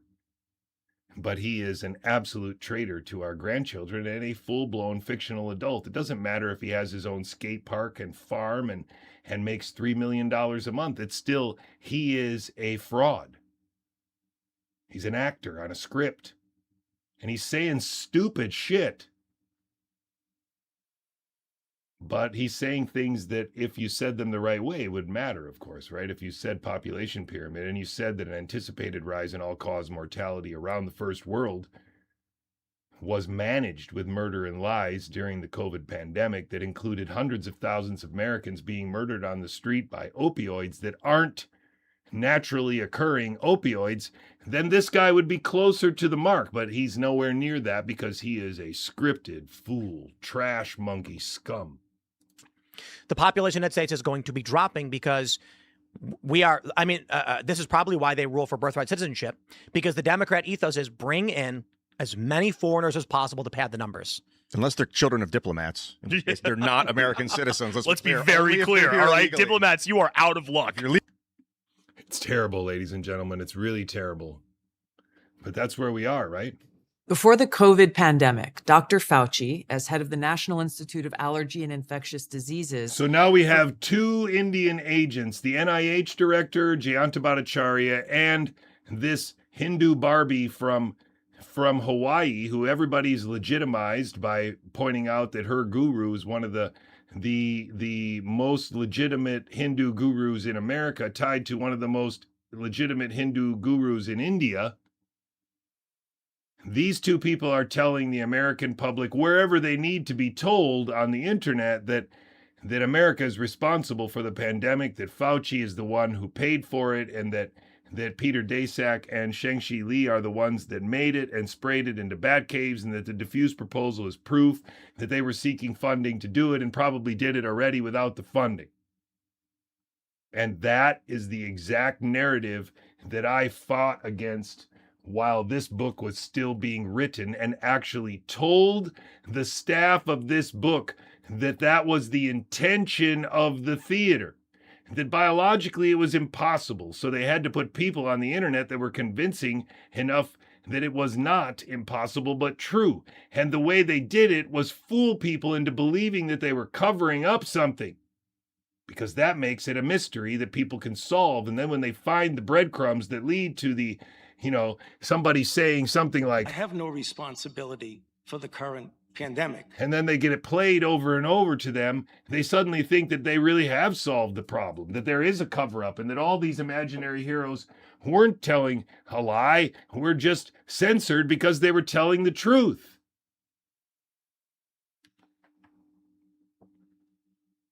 Ladies and gentlemen, I wouldn't know who Joshua Lederberg was if it wasn't for my friend Mark Kulak.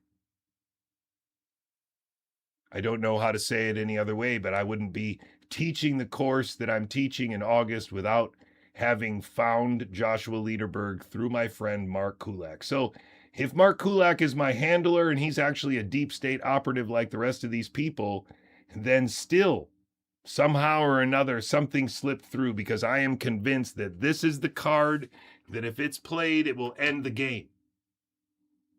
That this is a real American. He is the biology greatest of all time. And that's why nobody talks about him. That's why this biology book by a Salk Institute Nobel Prize winner does not mention Josh. Even though the quote in the beginning of the movie Outbreak is, the single biggest threat to man's continued dominance, oh yeah, I have it there, on the planet is the virus. I think that Joshua Lederberg came up with all of the ideas that they are now using to manage the population pyramid, all of the excuses that they are making in order to manage the Human Genome Project effectively, while at the same time projecting the certainty that it's worthwhile for everybody to invest in that goal. And he understood and even wrote it in multiple papers that these goals would likely bankrupt humanity.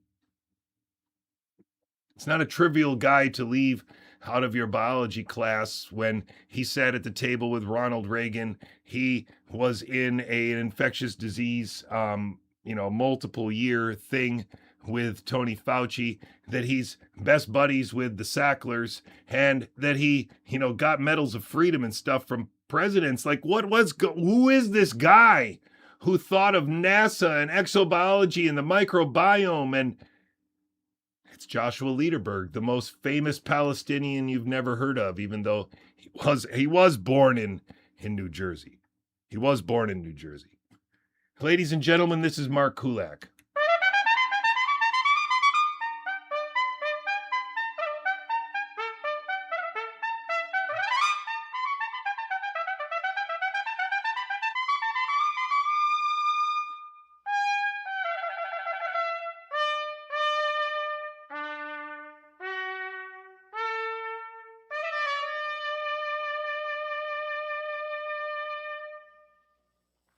I'm going to see if I can coordinate a switching so that I can use some of my other slides here. I have a feeling I'm going to need this slide in general right here.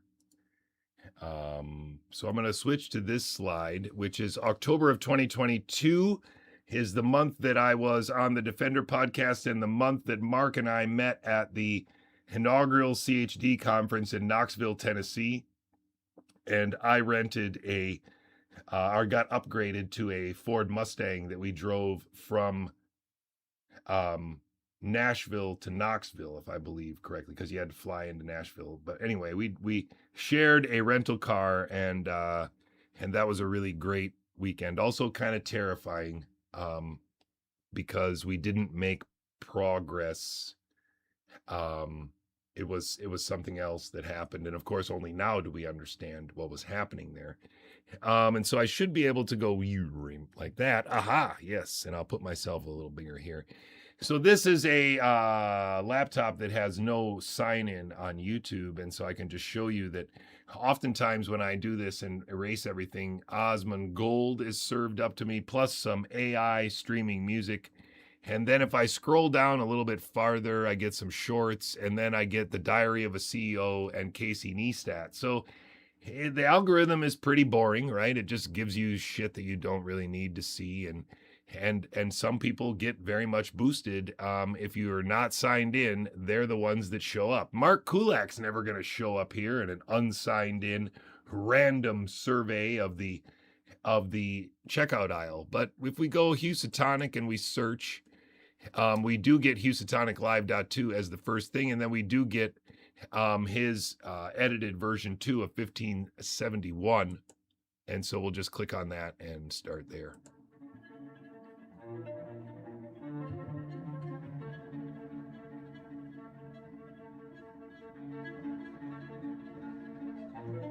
I will just fast forward a brief little bit because he sets up quick. It's all good.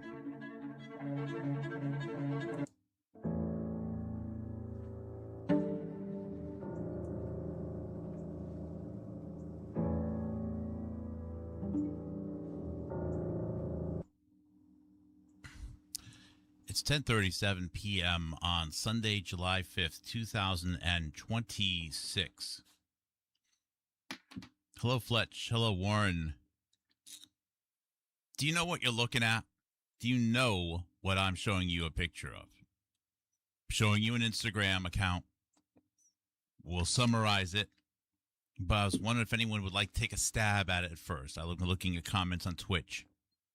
I'm at a loss for words right now as to what I'm even looking at. Probably the best photo is, I think, is still this one here. You may have noticed, well, I'm blocking it a little bit. This is a photo from February 26, 2022. February 26, 2022. The woman's name is on the screen. It's part of her account name. Of course, you'd recognize the man there. That's General Flynn. I don't know if he's still, I think he's retired general, never was a general. I don't know. Michael Flynn. Some people have described Michael Flynn, or General Flynn of Rhode Island, by the way, as the founder of the digital army for Steve Bannon. This is a photo from February 26, 2022. The woman's name is Anne Elizabeth Fundner, Fundner. Just to add context to this. Now, Anne Elizabeth Fundner. Just to add context to this, in February of 2022 would have been a couple weeks after Charles Rixey came to my house, claiming that the diffuse proposal was real and asking me to come back to the group Drastic, which I had already declared false, because in October of 2021, I lost my job at the University of Pittsburgh School of Medicine, and it was because I yelled at people about transfection being something that they used on their mice. You're not going to use it on your grandparents, whatever the frickin' New York Times says. In December of 2021, a guy by the name of Kevin McKernan, formerly of the Human Genome Project, contacted me and wanted to live stream with me to answer my questions about the COVID vaccine. In January, again, 3 weeks later, Charles Rixey came to my house in Pittsburgh and spent the night with a woman who I believe is not his woman and a kid that I believe is not his kid. And it is that stream that occurred on that weekend that Robert F. Kennedy Jr. and Senator Ron Johnson both told me in April, the first week of April, that Robert Malone sat them down and told them to watch my stream with Charles Rixey, and that they were seeking our help. Charles Rixey and Jonathan Couey were being sought as advisors by both Senator Ron Johnson and Robert F. Kennedy Jr. as a result of a stream that I did 1 month before the picture that she's now taking at CPAC. CPAC is the place where supposedly Courtney Turner, while she was going down the escalator, Robert Malone was going up the escalator, and he yelled in front of everybody that she's a fraud, that you shouldn't talk to her. And when she met me at the Red Pill a year and a half later, that's the story that she told me. I wonder if it was this CPAC conference where this woman, is seen with all of these people. Oh, I don't need to resume the show there. I need to do this. Yes. Is known as the Angel Mom. She is a mother of 4, and her oldest son, Weston, I believe his name was, died in 2022. He was age 16 of a fentanyl overdose. He was at a party, I believe, or he got something at a party. It was said to be, he thought it was a Xanax or something, and it was actually a repressed pill, and he died immediately, even though he was not a drug addict. And since that time, Anne Elizabeth has been the face of moms, or Americans, really, who have lost children to drug overdoses. She is regularly with Donald Trump. She spoke in 2024 at the Republican National Committee, the RNC. 3-star general.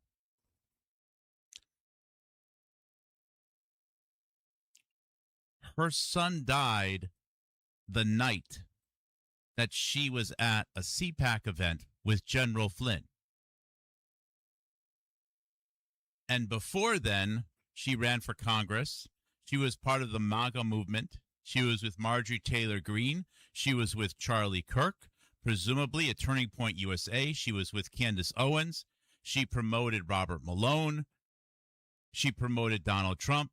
And she wore very sultry clothing as part of the new ultra healthy, cool and hip, sexy, blonde, blue-eyed American Trump supporter. Now, before this date of February 26th of 2022, which, by the way, is also the same day that Russia was invading Ukraine.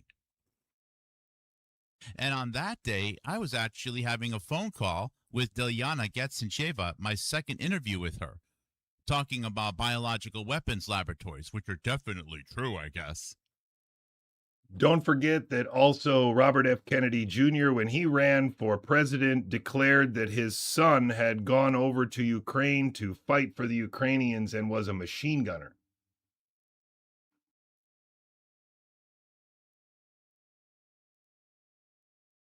Now, to my knowledge, Anne Elizabeth Fundner has not reached out to myself or other people who have, I know anyways, have lost children, sometimes multiple children.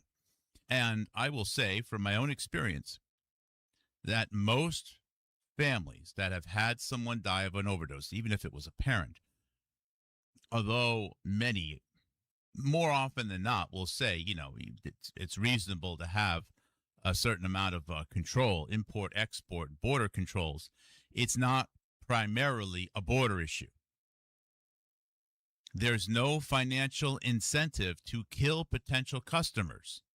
There is no financial incentive. China doesn't get richer. Mexico doesn't get richer. Nobody gets richer. So this idea that weak borders, because they want to make some Mexican drug cartels richer to kill Americans with drugs, it doesn't add up. It's a stupid narrative. Are there drug cartels? Yeah, sure. Relative to big American business like Google, they're very small. And I can't possibly believe that, you know, 1 million deaths in the epidemic is just because of some, I don't know, sloppy, tariff handling. That doesn't make any sense. So while I appreciate the fact that she brought some awareness to it, she has turned it into a chemical poisoning event from Mexico or China. Now, also, I would like to add to the fact here that after her oldest child died, she gets lots of visibility. She's the face of the Angel Moms, all right? She's regularly with the Trump family. She's at the White House. She's at Mar-a-Lago. She has 3 other kids. I don't know how she's raising them. She was in Hollywood also. Not necessarily a big name. She had a podcast before this. Supposedly, she interviewed Kobe Bryant. She helped cast a movie where one of the names on the actors list was actually a Georgian woman named Elizabeth Lane, who is now a young investigative journalist from Georgia, the nation of Georgia, who was even on the Candace Owens show. And now Elizabeth Lane has her own podcast.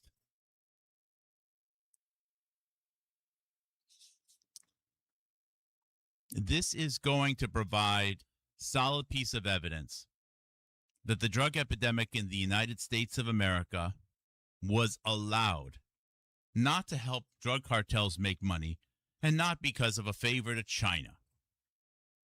It was done to murder enough people to create the data to suggest we had a deadly novel virus out of a laboratory in China. That's what happened. That's why people were killed.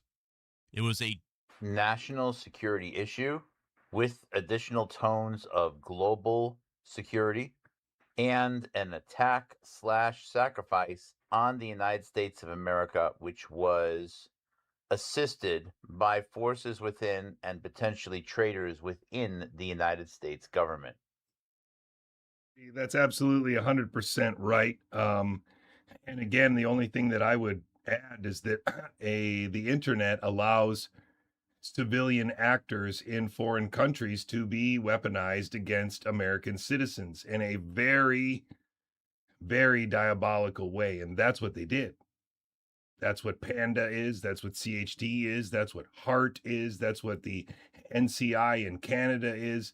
These are all corrupt, fake groups of people that are coordinatedly covering up the most important parts of the truth, that people were murdered. It was just a plan.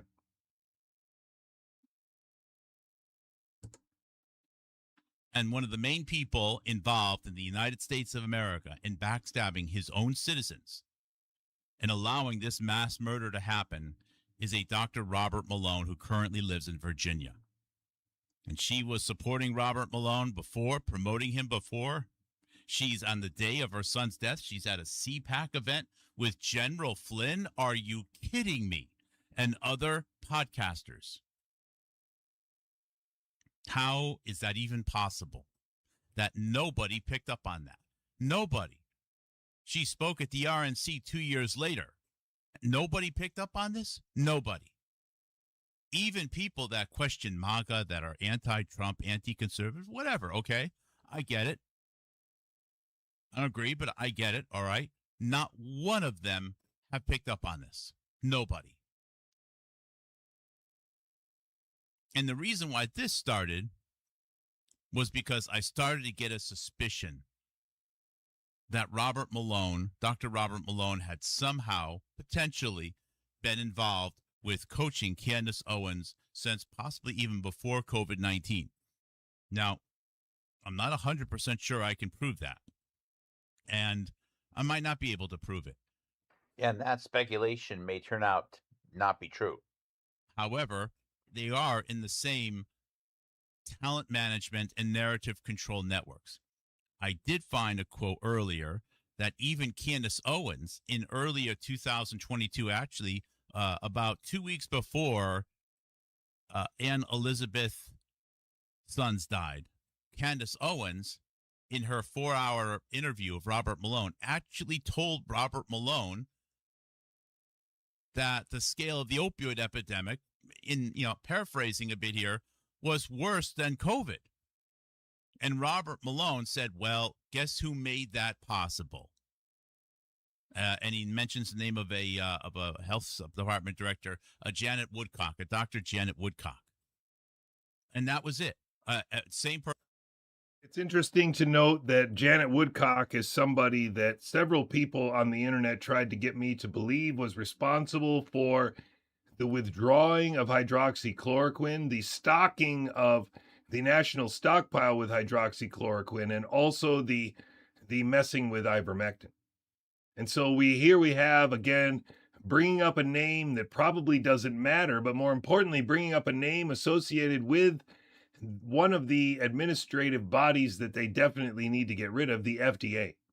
The FDA is in the way, and Kevin McKernan has been saying that from January of 2020. And there's a reason why the FDA is entangled with this story with Brett Weinstein's dad, Les, a Department of Justice lawyer under Robert F. Kennedy Jr. and John F. Kennedy Jr., a Department of Justice lawyer that would have been familiar with Estes Kefauver. Estes Kefauver is a guy who was killed on the Senate floor 3 weeks before John F. Kennedy was shot in the streets of Texas. And this guy was involved in the modernization of the FDA after the thalidomide scandal and was professionally related to, of course, Robert Kennedy and Les Weinstein and Estes Kefauver, which is really weird, right? It's kind of weird. Or real American history if you know what you're talking about.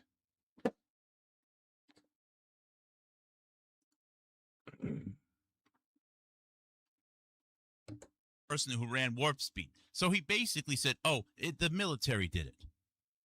Now, Candace Owens was just like, okay. I mean, she didn't know any better. I have a lot of things that I don't like about Candace Owens, but I do give credit when credit is due. And to her credit, even she was without anyone in her own family having died of a drug overdose or a close friend, as far as I know, brought up the opioid epidemic in 2022, and she was shut down and redirected by Robert Malone. This is the angel mom, Anne Elizabeth, Fundner, with Charlie Kirk. And also with Sebastian Gorka, before her son died. Here she is with Kevin the Sorbo. My Pillow guy. My Pillow guy. Mark could be a little Before louder. her son died. Here she is with this guy here. I forget his name. He's like some gym owner that said he's not going to close for COVID. So she's with him. Here she is on the beach in high heels and a short skirt with Marjorie Taylor Greene and Matt Gaetz on July 19th, 2021, 9 months before her son died, on the same night of a CPAC event with General Flynn. Here she is at some Daily Motion, the Hollywood Museum event. Here she also is at 2020 at another fundraising event. And I can just keep on going. But the picture that I wanted to show you was this. Because a year after her oldest son died, on the same night that she's at the General Flynn event, she becomes a co-founder of thefentanyltest.com with Dr. Robert Malone, Roseanne Barr, and Lara Logan. There is no way to explain these three people on a company, except for this being an absolute admission that the opioid crisis was orchestrated as part of the pandemic illusion, that the American society and culture is being destroyed from within, and that it started with the domestic goddess. It is being destroyed by people from the outside, by this kind of person who has been in the 60 Minutes orbit for decades and probably faked whatever happened to her in Egypt. These are some of the scummiest people on earth, and that is actually one of the most fraudulent Americans alive. She has been playing the role as requested by her handlers for decades in bringing home the truth that America is being ruined, and that there's nothing you can do about it, that the middle class is being ruined, and we're going to make a great sitcom about it. She's a scripted comedian. None of the jokes that she told on The Tonight Show are hers. It's a character that she plays, and they're lines that she memorizes and reads. And because she's a stand-up comedian, she gets several cracks at it. She was first put on stage a long time ago by Tom Arnold, and some guy by the name of Donald Trump drove her on stage with a Rolls-Royce car. Donald Trump, that guy who had a casino named the Taj Mahal.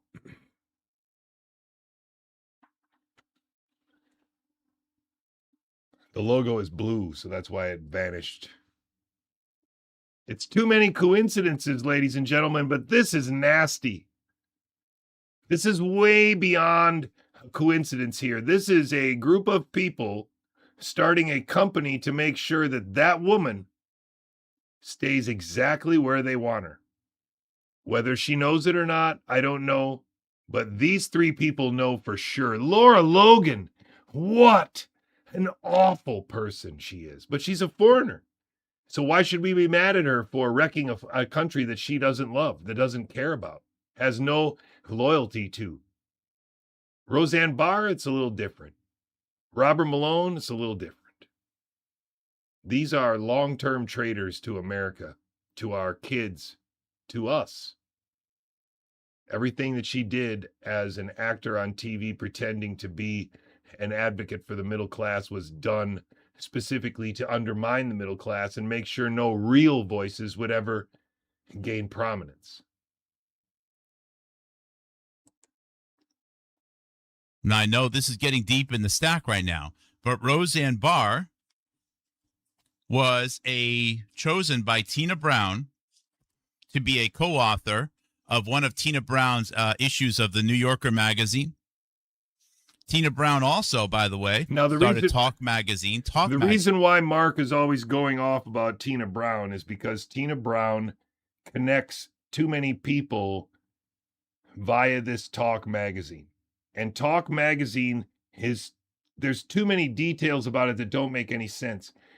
If you open a magazine and your party is on Ellis Island underneath the Statue of Liberty, that's not that dissimilar to getting married and shutting off a street in New York so that you can get married at Madison Square Garden. But some reason or another, everybody's really impressed with the billionaire pop star being able to buy a street and temporary ownership of Madison Square Garden, but nobody is really impressed with it's really interesting. It's really interesting to me. It's really interesting. I don't get it. I don't get it yet, but I'm gonna get it. Magazine in 1999 hired Tucker Carlson, the same Tucker Carlson that. So the magazine that he's talking about, right? It didn't rent out Madison Square Garden. It rented out Ellis Island, and then people like Elizabeth Hurley and Kissinger, Henry Kissinger, showed up at the opening of that magazine. If Henry Kissinger was going to show up at Taylor Swift's wedding, I assure you people would be talking about it. But Talk Magazine is not mentioned. Talk Magazine employed Tucker Carlson in his infancy.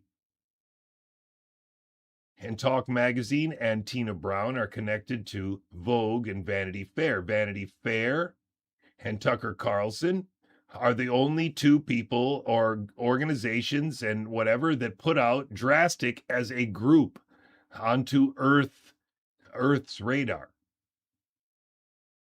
It's not by accident. These are red threads that unfortunately indicate that the media control network was put in place by people who may not have even understood that it would be used and weaponized in 2020 to create the illusion of a pandemic, that they had no idea that it would be used in that way. But I would argue that Tina Brown knew exactly how it would be used to manipulate and control the image of the royal family. It would be used to manipulate and control the image of people like Donald Trump or Roseanne Barr, to make them relevant as Americans. And that's why Candace Owens being tied to that same influential group of people is damning. Conservative America was sabotaged because it was a national security priority to do so. Because somehow or another, they have decided that the long-term plan is to sabotage the free, independent sovereignty of American citizens and to make it more like the rest of the first world. And they went all in 2020 under the guise of a health crisis that was wholly manufactured by podcast actors that improvise on a script. Moats, Candace Owens, and so on. And Roseanne Barr. Roseanne Barr, Candace Owens' podcast episode 1 was with Roseanne Barr. Roseanne Barr and Dr. Robert Malone have done a podcast together on something called TPC, the Tommy podcast. So they're definitely associated. Laura Logan has gone to some of the Tina Brown events in New York City. You know, the Tina Brown who's married to, well, was married, he's now deceased as of 2021, a English journalist named Harold Evans. And Harold Evans co-authored The Hot Zone with Richard Preston, because The Hot Zone by Richard Preston, Predicting Ebola, 1994 book, which includes multiple colleagues of Robert Malone. The Hot Zone really premiered as a 1992 article in the New Yorker magazine, where Tina Brown was the main editor. In other words, all the same network of people, dirty people. The thing that I think should be emphasized here is that Tina Brown is from England. Tina Brown is from the same place that Andrew Wakefield and Polly Tommy are from. And so it's very likely that it is one network of shitheads outside of the United States, maybe loyal to the Crown, loyal to the UN, loyal to the City of London, but not America. This is about plundering America as it's destroyed, plundering America as it's bankrupt, and using America as a bludgeon against the rest of the free world and the rest of the third world to do whatever they need to do while they discredit it as an idea. These people are terrible. And it may be that Mark Kulak and Jonathan Couey are the only two people that I know of. It's the only people that I know of besides Joe Marshall that is doing anything lying about this. why people died, that are lying to control narratives, are also in a fentanyl test company with the Angel Mom. I can't believe that some people still actually think Charlie Kirk was killed. Do you know how insane that is? To think that Charlie Kirk was killed on that day. Some people still believe that. And that is critical to this, because if people are actually saying, well, we can't think about this opioid epidemic because Charlie Kirk was killed, which is patently absurd. And Charlie Kirk murder will never be solved because he wasn't murdered. Now, he may have died by now. Maybe he was, pecked to death by an angry pigeon or something. I think the real danger here is that Charlie Kirk's faked murder, Donald Trump's faked assassination attempts will be ultimately revealed in a couple years to absolutely faceplant whatever's left of a conservative thinking populist in America. The populace in America, that's what they're doing. Just like they did with Donald Trump, they are now going to do it with all of these stories that people believe, including it's the Jews.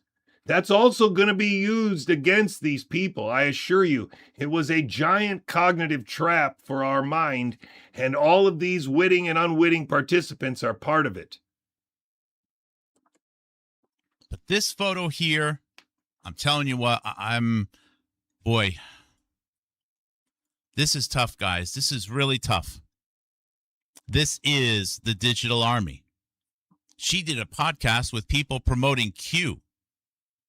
And now she's the Angel Mom, while hundreds of thousands of other families are ignored. And she even lent credibility and allowed Robert Malone, the same person who was writing about COVID-19, and made it all possible. Robert Malone was writing a paper about the antibody dependent enhancement, ADE, with a mentor of Jessica Rose in 2019. And Robert Malone's associates, including Sina Bavari, did papers on coronavirus, really, and how it would respond to remdesivir starting in 2019. And she promotes Robert Malone. Robert Malone knows damn well. He lied to my face.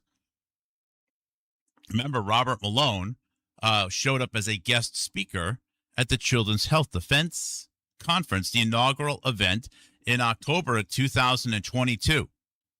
I got sick 3 days after that. Very, very sick, just letting you know. Somebody transfected me somehow. I tested radically positive for COVID. People were sending me shopping bags of ivermectin, hoping I would take the whole stuff and, have a bad result. Let's put it that way. So there's two possibilities here, okay? One is that she really did just happen to be at the CPAC event. She really was a podcaster. She really was a friend with other podcasters. She really was MAGA. She really was skateboarding in high heels and everything else, and friends of Marjorie Taylor Greene and the Epstein investigation, everything else. And then coincidentally had her oldest son die of a poisoned pill at age 16 or 17, and now she's the face of the moms who lost children, and she's even more prominent. And she asks the wrong questions. As far as I know, she says that fentanyl kills more young adults than anything else. That's right, but what does that mean? Well, that means that how is it then possible that we had, approximately 1.1 million more deaths than they were expecting otherwise, and 1.1 million additional COVID deaths over the last 5.5 years? That's not possible. That's not possible if we had several 100,000 additional people die of drug overdoses. If we had 1 million more people die of COVID, plus we had an additional 500,000 people die of drug overdoses, above and beyond what was expected, it was actually a higher number than that, then we would have 1.5 million additional deaths. But we didn't. It was about 1 million. The only way to explain that is through statistical manipulation. They took existing causes of death, such as flu, and called it COVID, which in and of itself doesn't kill anybody, but it creates a new bucket called COVID. And then they had other people being killed, such as through drug overdoses, which adds to the overall tally. And it gives you this nice effect of having more people dying than life expectancy going down. And what you can do is you can blame it on a deadly novel virus from China, which is very, very good if you are the United Nations, or if you're India, or if you're in bed with one of these other groups, which Steve Bannon and General Flynn and Robert Malone definitely all are. As a matter of fact, all the evidence that there even was a lab leak in China came from India. Isn't that strange? The timing of her son's death, basically on the day that Russia was going into Ukraine because they said they were biological weapons. I'm starting to believe right now that Russia did not need to go into Ukraine. So either they didn't go in as nearly as hard as we are led to believe, or they justified their invasion at that time to reinforce a belief that there's deadly novel viruses or weaponized viruses that can be done in laboratories. Because I think the narrative that there's viruses so bad in biological laboratories was starting to slip because of individuals like myself, Mark Kulak, Houstonic.live, and Jonathan Couey of Gigaohm Biological. Really, us two. Us two mud-blooded American patriots. I don't like to use that word patriots because I think it's overly used. And I don't like the way most people use it. I don't want to be associated with that. Because most other people that are in this podcast space are broadcasting from outside the United States, or really don't have America's interests and American citizens' best interest at heart. They just don't. They say they do. They wave flags and crosses and shit, but they really don't. It's just us. I would like to think there's a lot more that somehow we just haven't discovered. I would be pleasantly surprised. I would be delighted if that were to be true, but it hasn't happened yet. I think that invasion was encouraged at that time and probably even signed off just so that this wandering, medically skeptical, large demographic in the United States would be like, oh, yeah, you see, these germ things really are real. Look at these biological laboratories. They're so scary that even Russia has to do it. We used to not like Putin, but, you know, Putin has to go in there because of NATO and stuff and the germs and blah, blah, blah, blah, blah, gain-of-function viruses and Fauci. Can't you see how it all works? And most recently, the person that stepped down as the head of national intelligence in the United States of America, Tulsi Gabbard, who is wildly celebrated by the Hindu nationalist government of India. Her parting gift was, oh, yeah, there really were gain-of-function viruses in those laboratories. Russia really was supposed to do that. It was a gift to this political contingency within the United States. Of course, controlling the opioid overdose fatality narrative was critical. I think they found her. She might not have even agreed to it at this time. It might have actually been the day afterwards. They said, you know, here's the deal. Oh, you know what it is? I know what it is, guys. I know what it is.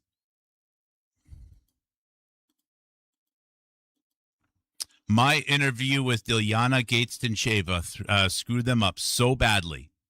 Not only was I going to become the face of that, and not only was I skeptical about the very existence of biological weapons laboratories or even the possibility, because RNA can't pandemic, I did that interview on that day. And at that time, our adult son had not died yet.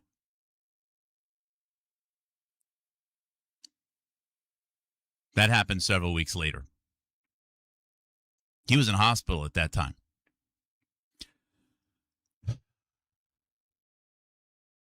Robert Malone and company already knew that I was one of their main problems. They needed someone else to become the face of the opioid epidemic in the United States. Now, I did not have a death in the family at that time. I've lost friends, and I've lost friends of our son. And there was a huge scramble for people to have interviews with Dilyana Getsincheva at that time to make up for the fact that I was paying attention and I snuck in there. I took over the narrative. They didn't want me to. I wasn't supposed to happen. They needed someone else. So they chose someone who was, thin in the waist, but voluptuous just the same. Lots of blonde hair and blue eyes and heels. Came out, did a speech at the RNC event, and has been the face of Angel Moms. And I disagree with the way she's doing it entirely. It's not a border issue. And 4 years after that event, she has still not stated how many people have died, how many people have died those years relative to the baseline. Baseline, really, you should be using the 1980 number of 6,000, which means that year that her son died was a 20x increase over the baseline. And all she can do is say, Biden's bad and they allow transsexuals and stuff. That's all she can do. Wow. I really am at a loss for words. It really is this bad. It really is that bad. It really is that blatant. I can't believe they would have even done it with fentanyl. But you know what? They've done it with sex abuse victims and child trafficking victims with Epstein. I already know that Marjorie Taylor Greene and Ro Khanna are hoaxing Americans right now about victims. So you know what? Why wouldn't they just go the distance and start doing some hoaxes about children dying of drug overdoses so they can control that narrative as well and make sure people don't hear about the real numbers and the real increases of fatal drug overdoses, that people don't start to realize there was no freaking pandemic. There was just murder. In fact, the fact that there was no pandemic means something even worse happened. Even if a pandemic happened because of an evil scientist and some misgivings in a laboratory, and given the mythology that of RNA being able to pandemic, which it can't in reality, there's a little bit of forgivability there. But we really did have more people die, and life expectancy really did go down. And those things happened with no RNA pandemic virus, which means only one thing. People were murdered. People were murdered. Who's going to go to jail? Who's going to pay the price? Are they just going to say Rothschilds until the cows come home? Chinese and just say these abstract things and, Epstein, pyramids, Venetians, just going to throw, well, it's the cabal, it's the ruling elite. You can't see them. They work from the shadows. It's a deep state. You can't arrest some vague notion of bad people from shadows and pyramids from years gone past. I want a name. I want an address and a social security number. I want a place where the cops can go and charge somebody. And they need to have a motive. And I'm providing a motive. If you want to fracture the United States of America, and if you want to reinforce this narrative of deadly novel viruses, if it wasn't for the opioid epidemic, life expectancy would have gone up during the pandemic. You know why? Because a lot of old people were dying through hospital protocols. But it went down. That's how they said it's obviously a virus.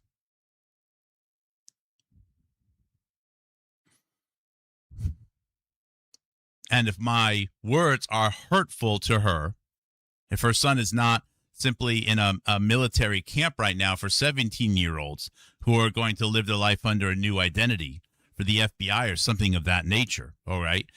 because that's a good possibility. I mean, we already have an actor running as a functional congressman in the state of Kentucky. We have an actor playing the role of Thomas Massey. I liked Thomas Massey, the original Thomas Massey. We have actors. We have fake shootings of presidents. We have fake assassinations of people like Charlie Kirk. We have actors filling in the roles of people who were actually elected. How much Hollywood can we handle, guys? I mean, a little bit of acting, okay. I'm a reasonable, flexible person. This is out of control. We have to make America real again. Make America not Hollywood again. We need real people. And I understand that maybe when people get elected, they're going to have someone who's sort of the personality. Maybe we should just start to hire little groups of people to run for offices. So you have the face that's a little bit more charismatic or attractive, and then you have the brains behind it, and they work together as a little group or something like that. I don't know. I get it. I'm a reasonable person. This is just out of control. So I'm just going to load up her Instagram and start scrolling and play some music. I don't know.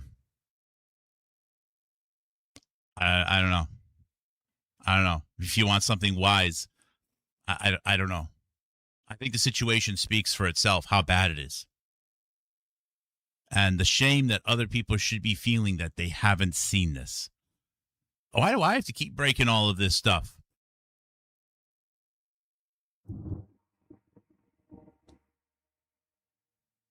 I don't agree with Mark's choice of music, so I'm going to change it. Sorry, Mark.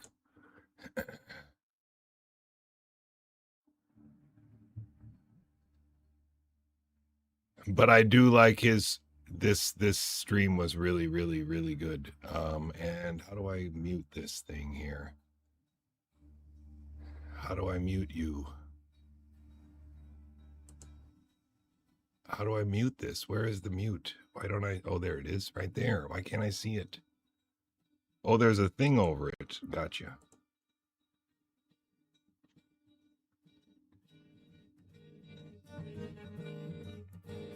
You got to be crazy. You gotta have a real need. Gotta sleep on your toes. When you're on the streets, you got to be able to pick out the easy meat with your eyes closed. Then moving silently downwind and out of sight. You got to strike when the moment is right without thinking.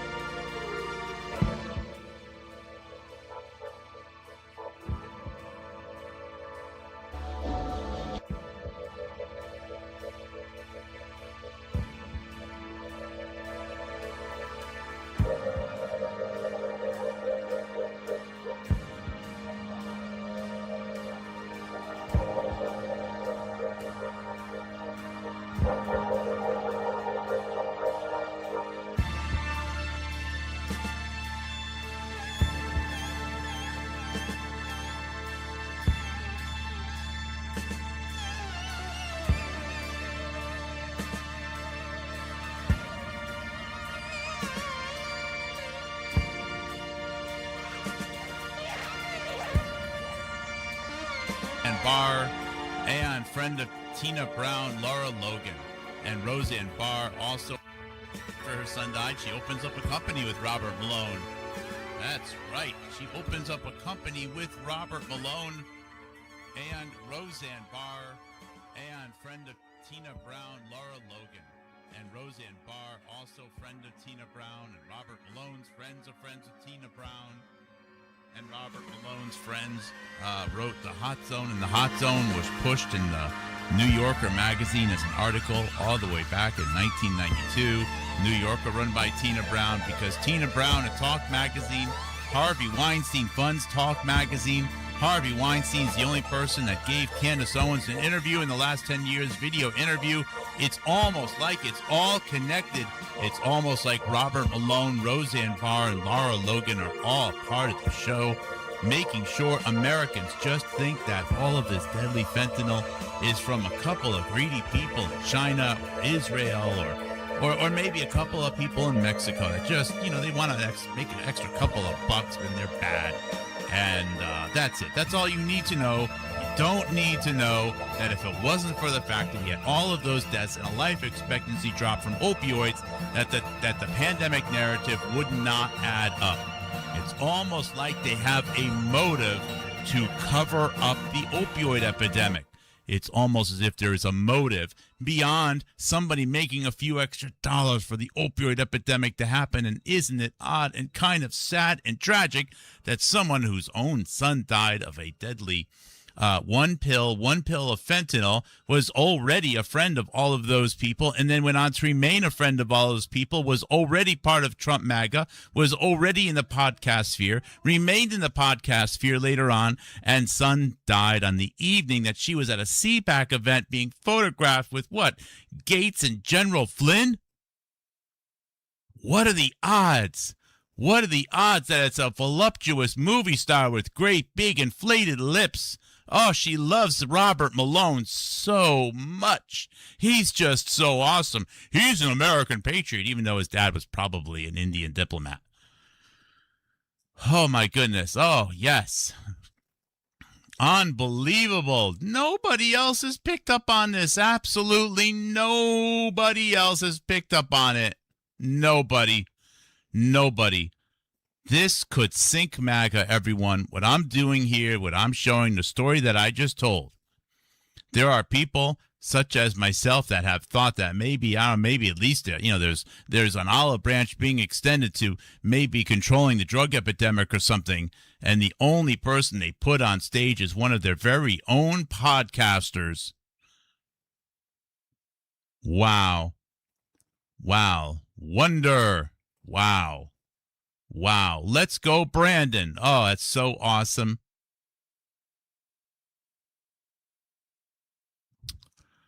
Fauci bad. That's right. Fauci bad. And this is some of the movie events.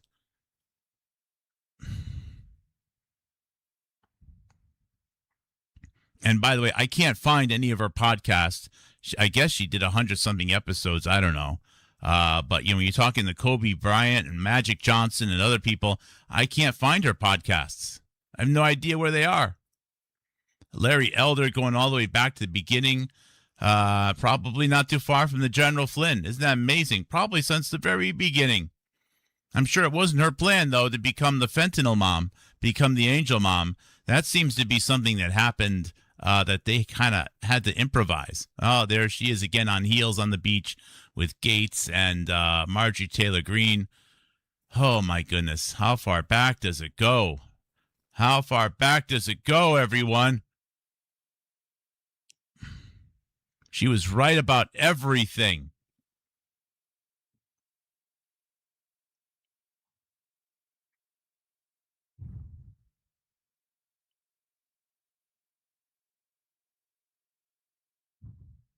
And, of course, you could open up the Instagram yourself. You could scroll through. You could take a couple of your own snapshots if you want to. Of course, all of these have dates associated with, well, I don't think we've got to the point where she was roller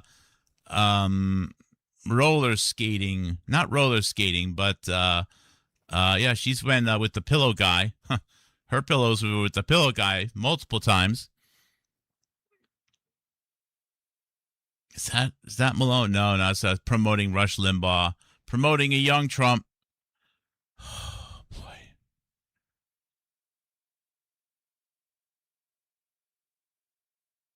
Oh, yeah, this is more diplomats. Oh, here she is with Giuliani. Wow, going all the way back to 2020. Why didn't she call him when her son died? And other podcasters. And again with the pillow guy. And here, what's this? Presser, this tall dude over here with the long, funny hair.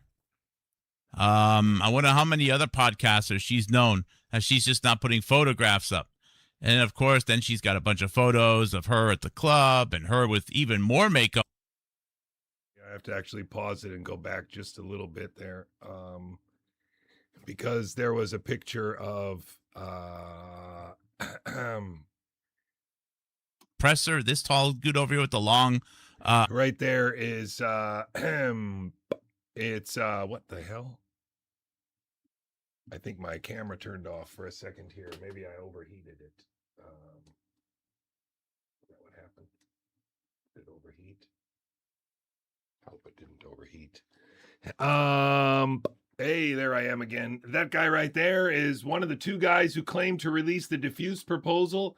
He's also associated with the Acorn scandal of Barack Obama. And so what I'm suggesting to you is that all the way back during Obama, they were already controlling the narrative by having these people on the internet that would act out the drama and claim to be solving the mystery. And he did that for us as well during COVID. And he is part of the group of people that was supposed to bring this diffuse proposal into reality. It is a full-blown bullshit document that's part of a national security operation that I think Mark and I caused to happen. The diffuse proposal wouldn't even exist if it wasn't for us. I believe that with all of my heart. Funny hair. I wonder how many other podcasters she's known as she's just not putting photographs up. And, of course, then she's got a bunch of photos of her at the club and her with even more makeup on her makeup. And then she's just going to be photos of her in tight pants at the firing range. Those are coming up here. I don't think that's the redacted woman. But it just keeps on going. Just so much America, just so much bosom. I can't keep track of it all. Oh, there she is. I wonder if Rodney Mullen helped her out with that Trump skateboard. Wouldn't that be just pretty amazing, huh? Yeah, just so much MAGA, so much flags. Just such a terrible coincidence that on the day that she's with General Flynn is the day that her son dies of a drug overdose, and then several 100,000 people never get attention again. Just a terrible, terrible coincidence that happened. And then she starts a company with Roseanne Barr, Laura Logan, and Dr. Robert Malone. What a terrible coincidence that is.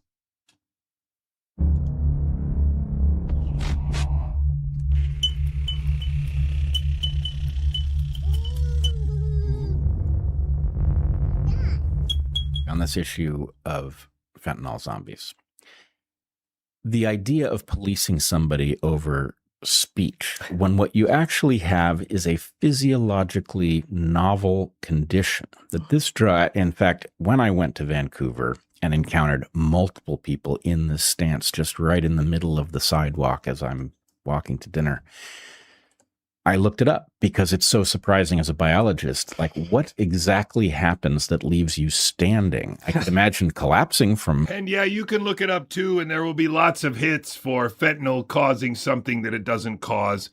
Maybe we'll do a show about it later, but it's not as simple as Googling it. And this biologist is an absolute fraud for saying it is. Hard drugs. What is it that leaves you standing but effectively paralyzed? Mm-hmm. And anyway, the answer is interesting. It has to do with the fact that the way the drug takes out your consciousness, it leaves mechanisms, your proprioception is effectively left intact enough to keep you on your feet, resulting in what I think is technically called the fentanyl hang. Mm-hmm. But the point is, this is so extreme that we don't have the proper language for talking about it. And zombie isn't the worst term you can come up with. As you point out, these are people who are kind of not in there anymore. Yes. In fact, what they have is a fatal addiction, right? This, you don't go very long addicted to a drug that causes you to become unconscious on your feet before something terrible happens to you. It's not a reasonable condition to embrace. So the fact that you have these people who are, caught in this tractor beam, headed slowly to death on our streets, and lots of people are making excuses for them. And our longtime listeners will remember that we talked when we were still living in Portland about the new injunction that we should all really be doing was carrying Narcan around. Because if we find someone who's overdosed, what we need to do is bring them back to life. So to do what? To overdose again and again and again and again. Like, this is now our responsibility to simply keep those who cannot be bothered to try to keep themselves alive. And what about the rest of us who are actually trying to live productive and useful lives? Yeah, it's shocking, and it's shifting the burden. Ladies and gentlemen, we are under attack by frauds, by fictional adults, on a script provided. And until these people are in jail, until somebody is brought to account, there will be no justice served. That's why I'm making this game and these cards, because somehow or another we've got to get this out there, and we've got to preserve it in a way so that future generations can find it and know it, even if it's never mainstream. It's got to be mainstream for our kids. It's got to be mainstream for our kids. If you dare... I think truth is good for kids. We're so busy lying, we don't even recognize the truth no more in society. We want everybody to feel good. That's not the way life is. If you dare, please show up in Bethel Park in next month now, August 21st and 22nd, for a biology course that I'm going to teach, which will cover a lot of this stuff and a lot more, and answer questions that you've had for your whole life. I know it sounds preposterous, but take a risk and you'll find out it's true. And it won't cost you a thing, because the live link's going to be free. If you can't afford it, we'll let you in. The live links and the attendance costs are only suggested donations, because we're not doing anything else. My entire family's livelihood is betting on the idea that what their dad has to say is worth saying, and that people will pay to hear it's being said and pay to hear it from me. And so hopefully that's true. If you have the means, please share this work, and my work and Mark's work, with everybody that you know and trust. Somewhere out there has to be a group of mud-blooded Americans that still understands that the Constitution and the idea and spirit of America are still worth fighting for, that the concepts that the founding fathers came over here for, that the people got on the boats to come over here for, the concepts that we fought for are real. Do not let them make you believe that the Declaration of Independence contains words that indicates racism, because that's ridiculous. We made friends with some Native American tribes, and we backstabbed other American tribes, and then other people backstabbed the American tribes that we made treaties with in order to sabotage our relationship with them.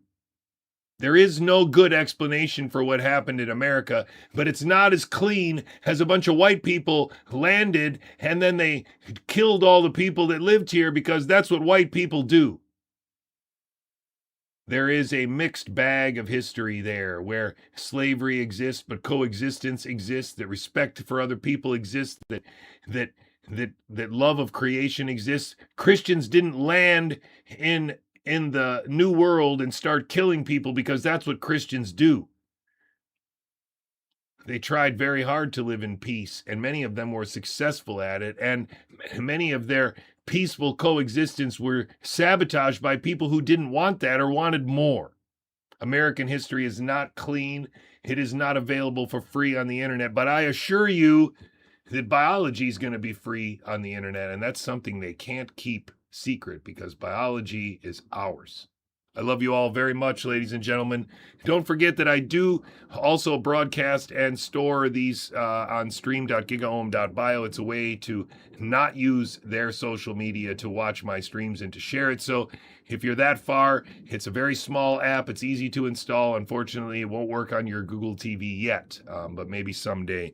Thank you very much for being here, ladies and gentlemen. I'll see you again soon.